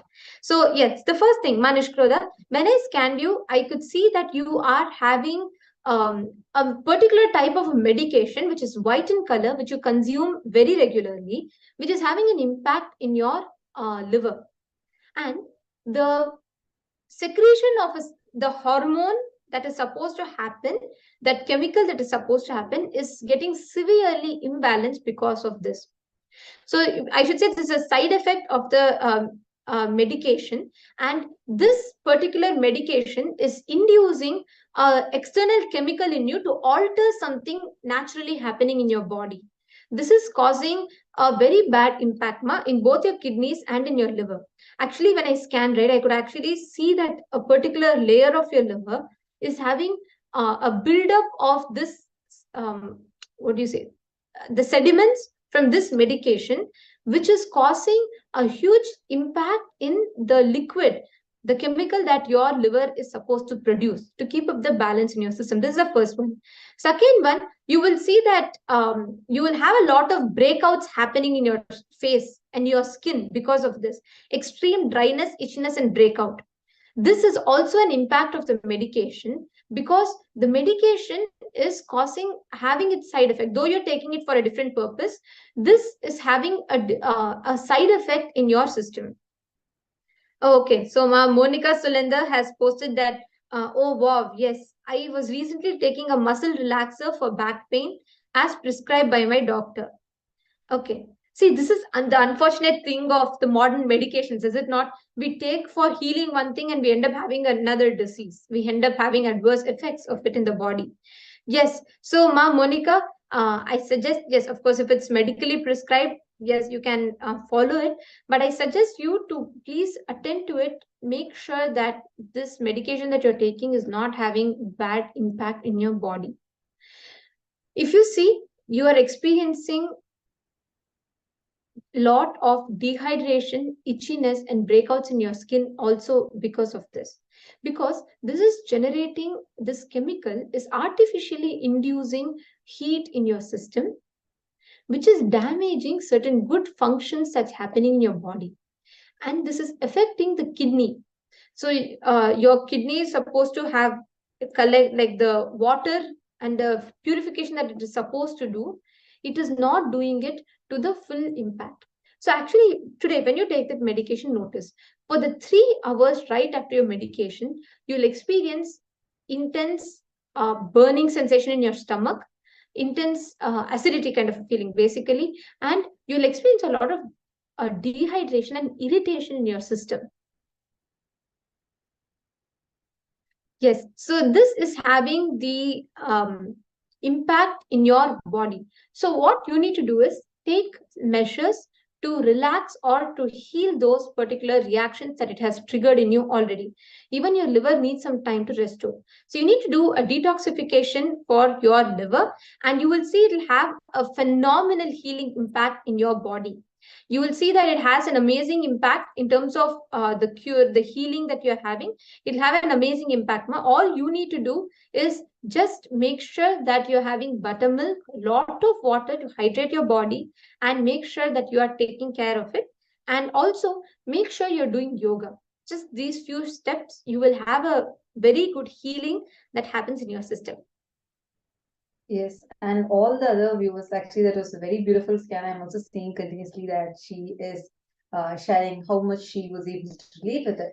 And thank you so much for all of your participation. I just have very exciting news. Very, very shortly, we are going to be having the live satsang of Swamiji. So get ready. And anybody else who is here for the very first time, I see so many viewers joining us. You all can also share with us where are you all from, which countries are you joining us live from. So please post that also in the comment section.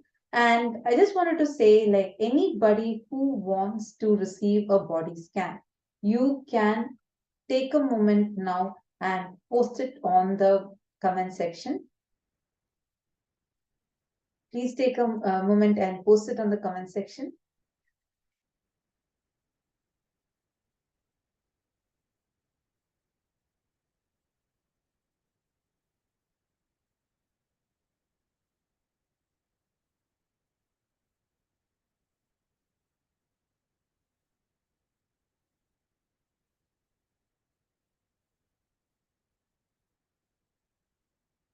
Yes, okay. Lala Taksha is asking. I also encourage if you're here for the very first time, you can tell here that you're here for the very first time so that we could scan. Because I know many of you here are have been like connected to Swamiji for a long time, and you would have experienced these different powers, and you would have also experienced the power of body scanning. So if you are here for the very first time, it would be nice if you want, you can receive. Okay, Ananda Mahapurana. Okay, she's from Guadeloupe. Nice. We have people from US, Canada, Guadeloupe, Malaysia, and India, Singapore. People from so many different parts of the world are joining us.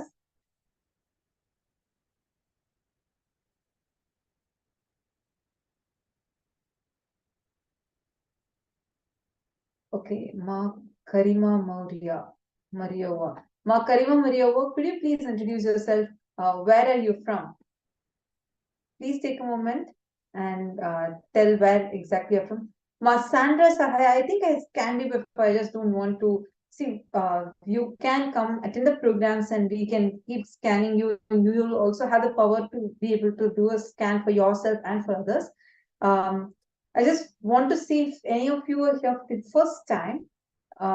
So we could do the scanning for you. If you have not experienced the scanning before, please let us know. Ma Karima Mariova, where country are you joining us from? France. Okay, nice. I think, have you received a body scanning before? Like, have I scanned you before?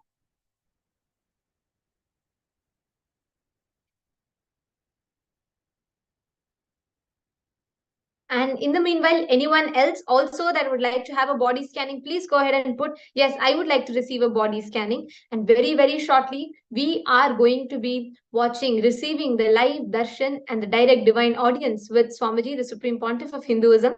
So get ready for a blast, because today, literally observe this when you are sitting for the initiation. You are going to be seeing how the rewiring process happens in your brain. Like you all saw a demonstration of this power of body scanning. We had never met the people we scanned before. We've never interacted with them. And like they shared, we have not done the scanning before, or nor have we discussed what exactly the issues are. They're all viewers, one amongst you all watching the video live right now. But we were able to see what is exactly happening in their body, precisely describe the details of what issues are happening in their body, and share it with them, which they all also verify. And why are we doing this? Because this is a beautiful possibility that opens up in me, you, all of us when we receive the darshan through the deeksha. It is invariably every one of you can manifest this power. You can experience body scanning. You can experience ability to see through and being able to see what exactly is happening in each of the organ in someone's system. Isn't this so cool? Every one of you, no matter you're here for the nth time or for the first time, you have this possibility that can be awakened in you, that you can experience, that you can benefit from. Okay, I see many comments. I see that some of you have all commented saying you want to have. Ma Karima Maria was saying she has never received. And Matikan was also saying she has never received and she would like to receive. Okay. So this is Ma Tatukra and I am going to scan Ma Karima Mariova from France. And Ma Nithyananda will be scanning Ma Tatiana.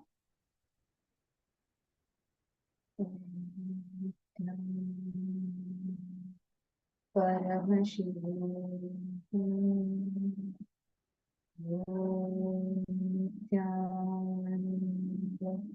Paramashivoham.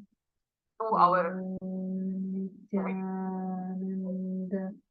Paramashivoham.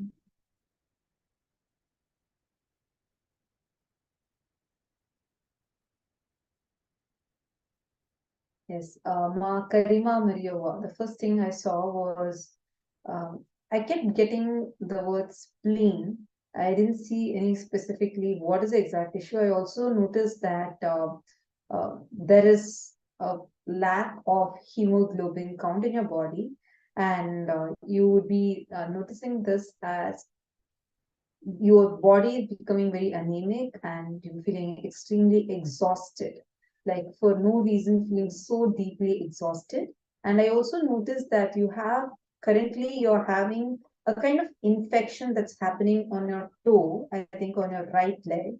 And I noticed that it's also like your skin. See, the these are like two separate issues though. One is this blood count being low, but the other thing that I'm seeing is your skin is having a very, very, very dry skin, and very frequently um, you get some kind of like a rashes on your arms, and just seeing like if there's any root that I'm able to see. But these are the first two things that I was able to see.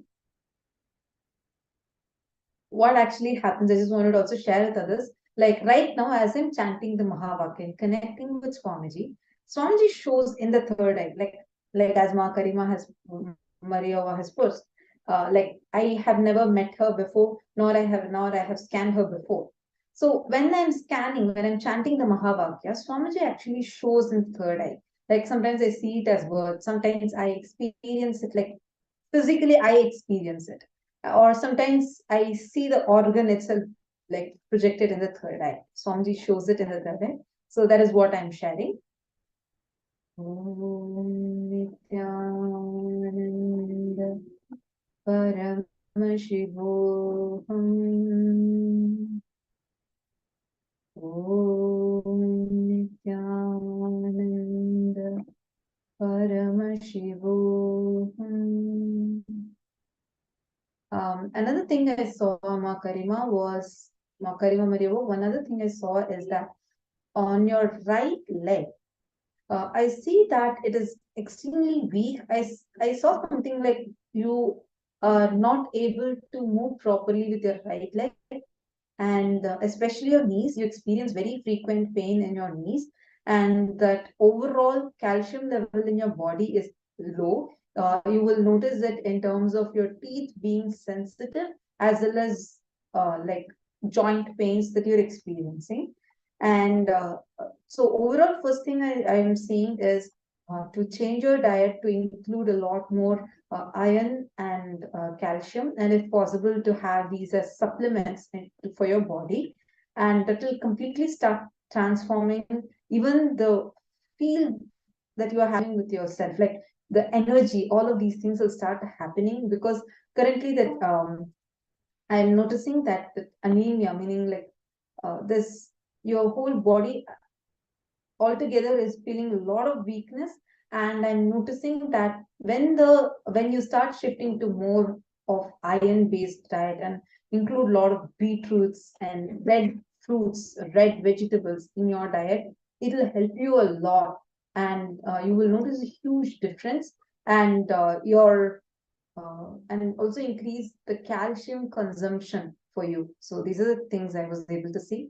Ma Karima Mariova, you can let me know how much you were able to relate it.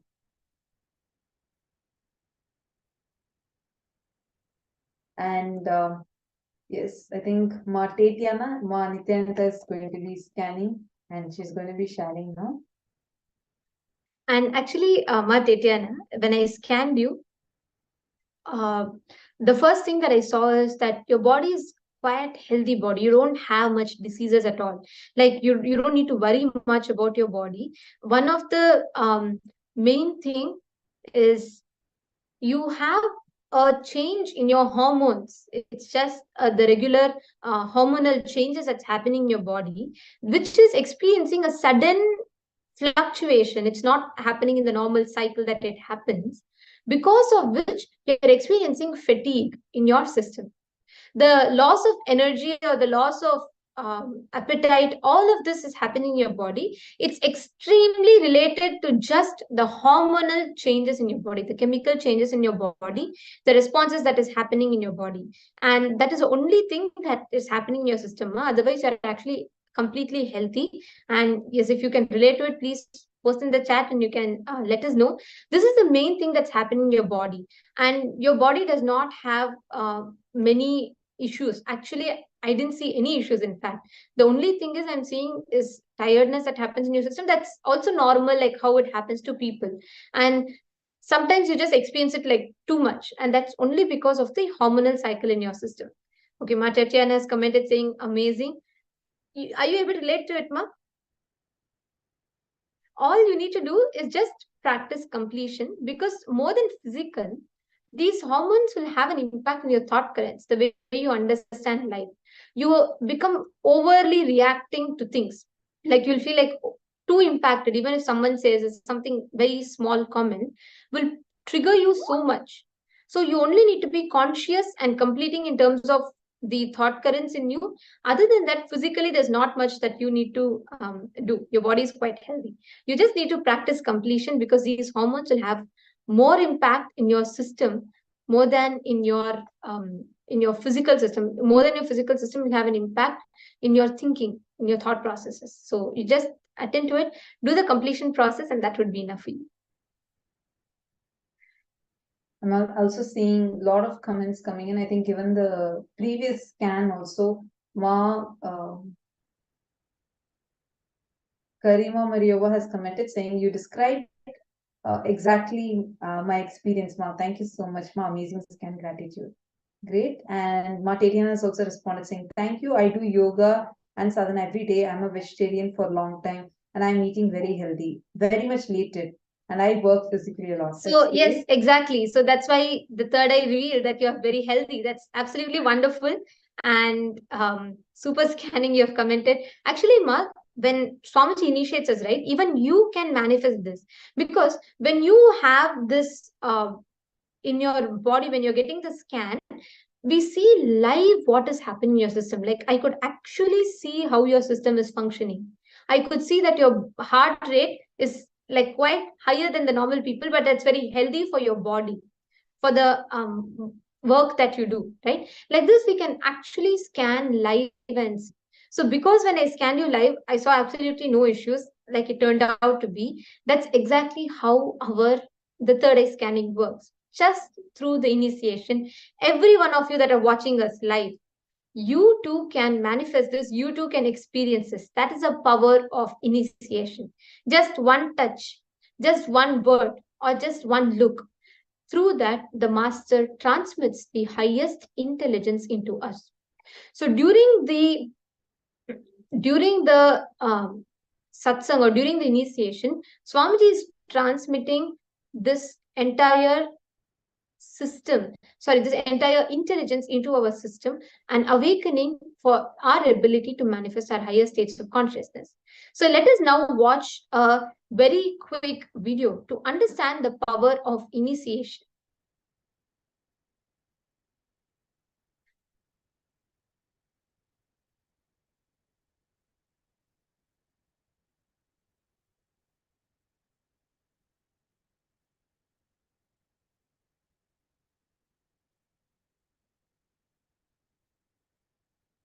Yes, and in the meanwhile, all of you can post whatever you have understood so far, and how each of you, what do you want to rewire today in you? What do you want to change? There are a lot of you who have joined now again, right? So I'd like to take every one of you, take a few minutes with every one of you.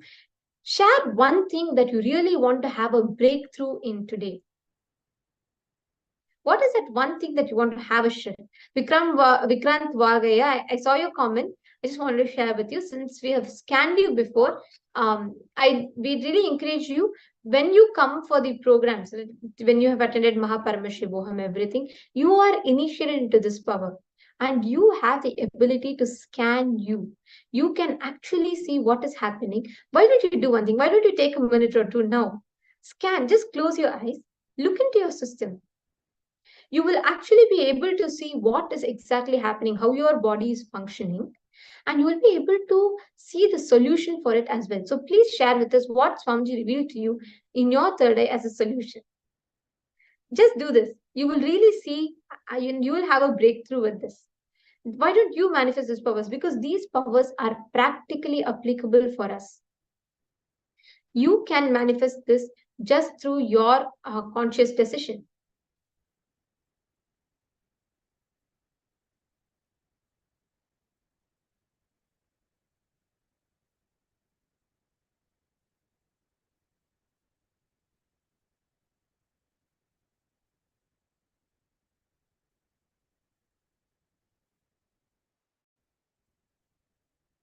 Yes, I request every one of you to post. Okay, Ma Monica has put she wants to fast with total ease. That's the change that she wants to bring. And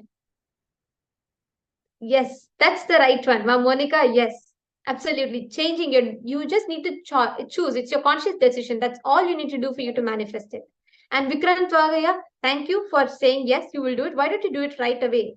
Why don't you actually scan your system? See, you have been empowered to manifest it. You have been bestowed with this initiation where you too can manifest it. So all you need to do is just experience it. You just need to have a breakthrough with it. That's all is needed from your side.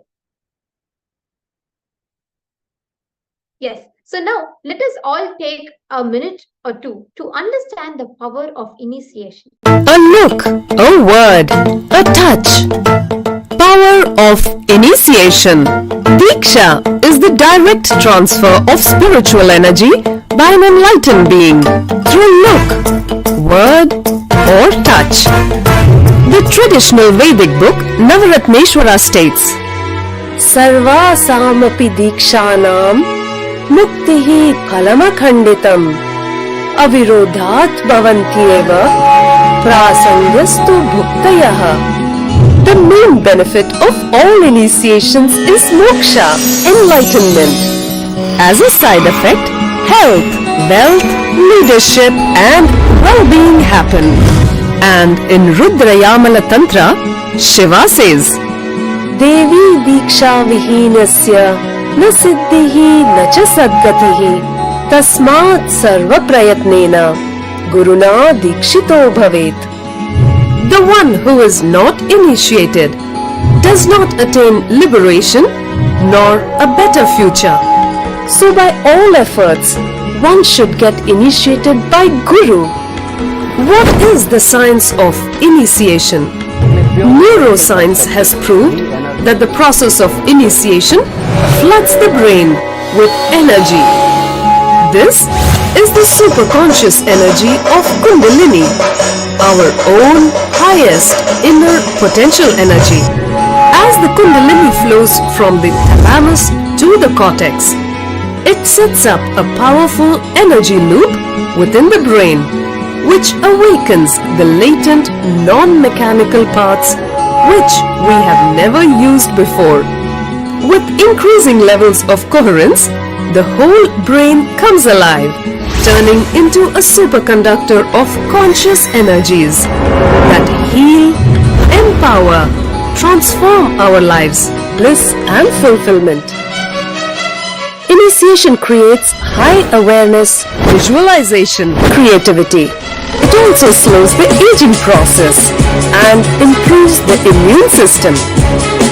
Kundalini awakening, healing experience, levitation, teleportation, materialization, Experience the power of initiation through a range of exclusive programs conducted at the ashram. Nithyananda Dhyanapeetham, Nithyananda.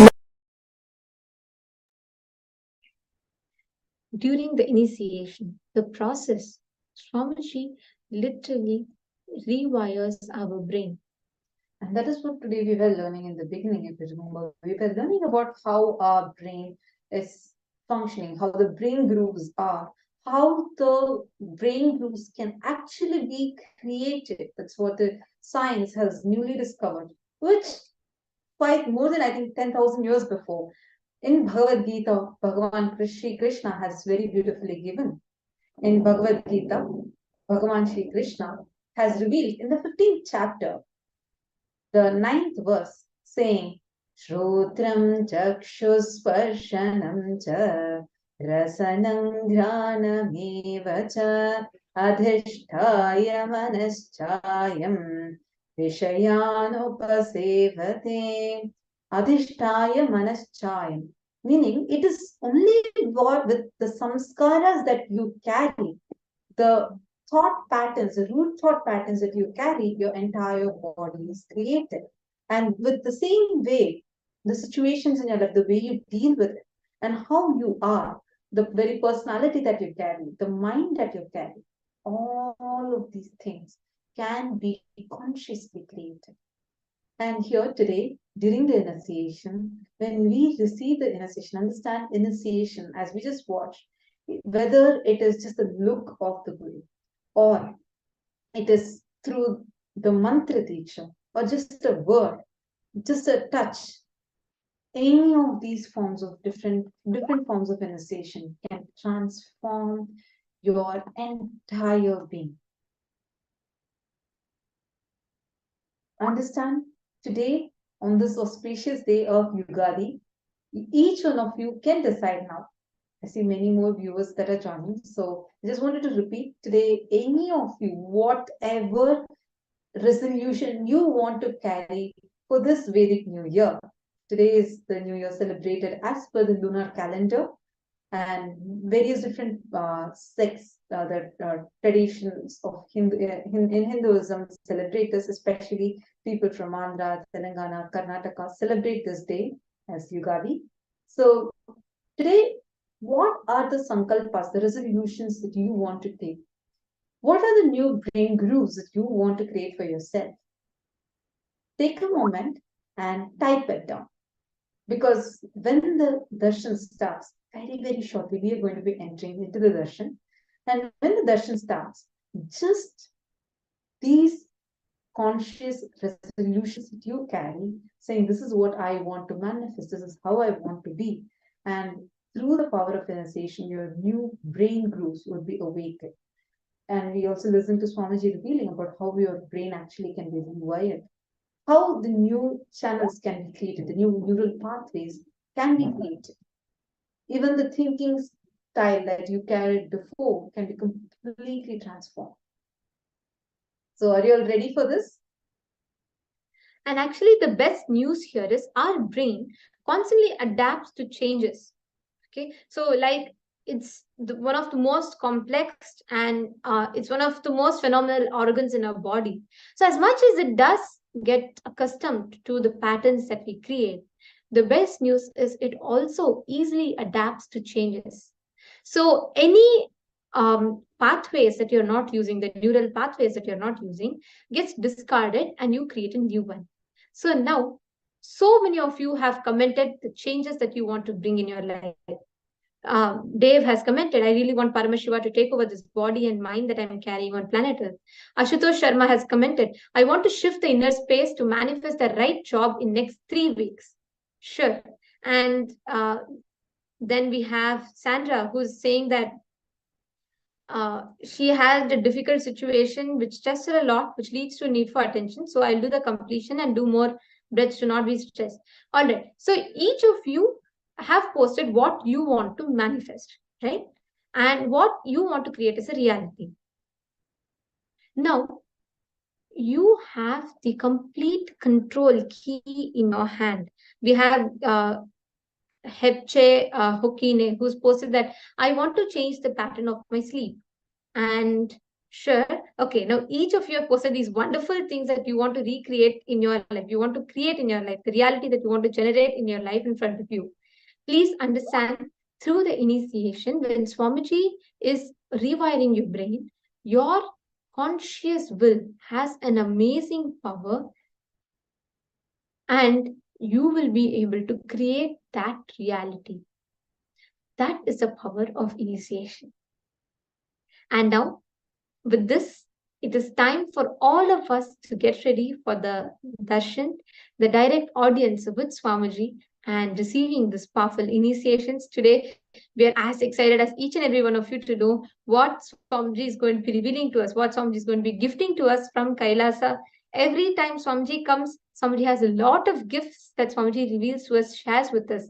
And each time he gives us literally the master key to create and alter the reality in front of us. And I'm also seeing so many people have also joined us on Facebook.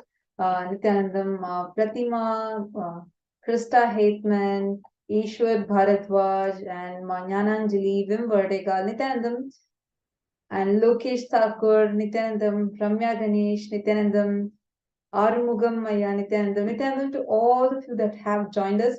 And yes, in just a few more minutes, we are going to be entering into the meditation to receive the darshan of the avatar. We are going to be listening to the live satsang and the live revelation from Swamiji.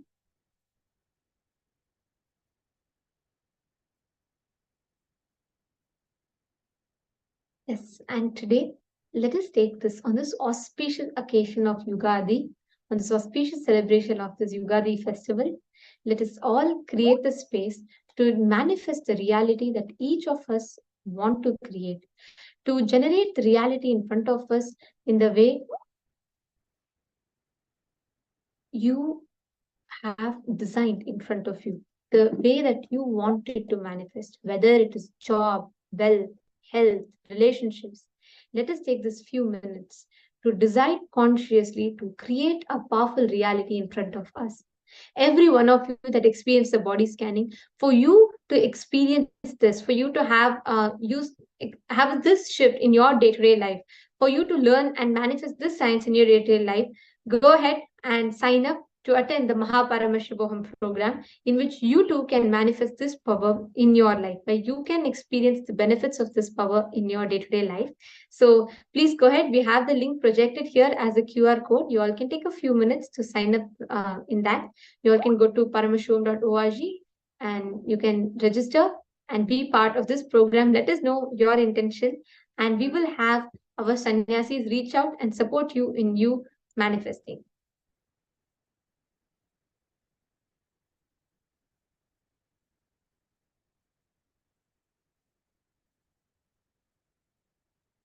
Yes. Now, let us all get ready to receive the to receive the darshan of the Supreme Pontiff of Hinduism and receive the Nithyananda Satsang, the direct audience with Swamiji in Swamiji's presence. I request every one of you to please take a few minutes and please settle down. And all the viewers that are watching us, for you to be able to comment in the social media platforms, for you to post your prayers, your requests, any prayers that you have, any boons that you want to ask to Swamiji, anything that you want to pray to Swamiji, you can post it in the chat section on YouTube and on Facebook. But there are certain security protocols to be followed. Please make sure that you're having your full legal name as a name, and please post your original picture as a profile picture. And during this time, you all can ask any of the boons that you want in the comment section. You all can ask whatever you want to manifest. Yes, now I think it's time. Let's all enter into meditation. Please sit with your head, neck, and spine in a straight line. Close your eyes. Breathe in and breathe out deeply and slowly.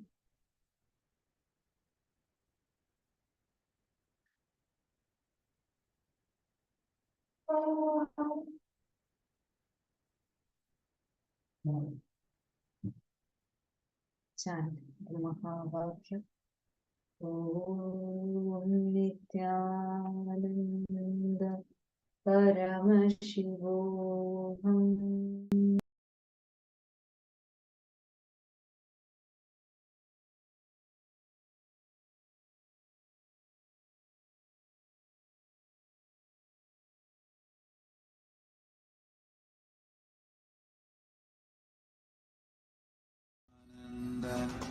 Paramashivoham. Om Nithyananda Paramashivoham. Om Nithyananda Paramashivoham. Om Nithyananda Paramashivoham.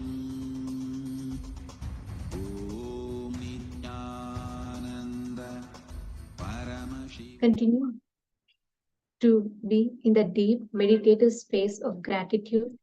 Now, we are having another parallel stream in which you all can tune in to watch the darshan. So please make sure you tune into the right stream. We're going to be having a new stream that will be coming up So right if after you're this watching video. us on Facebook, YouTube, just go back to the same channel that you're watching us live right now in. The stream will be stopping and the new stream for the satsang would be starting. So just refresh it for like the 30 seconds and then you would get the new stream. And yes, so let's all get ready for receiving the live satsang from Swamiji. Nithyananda Paramashivoham.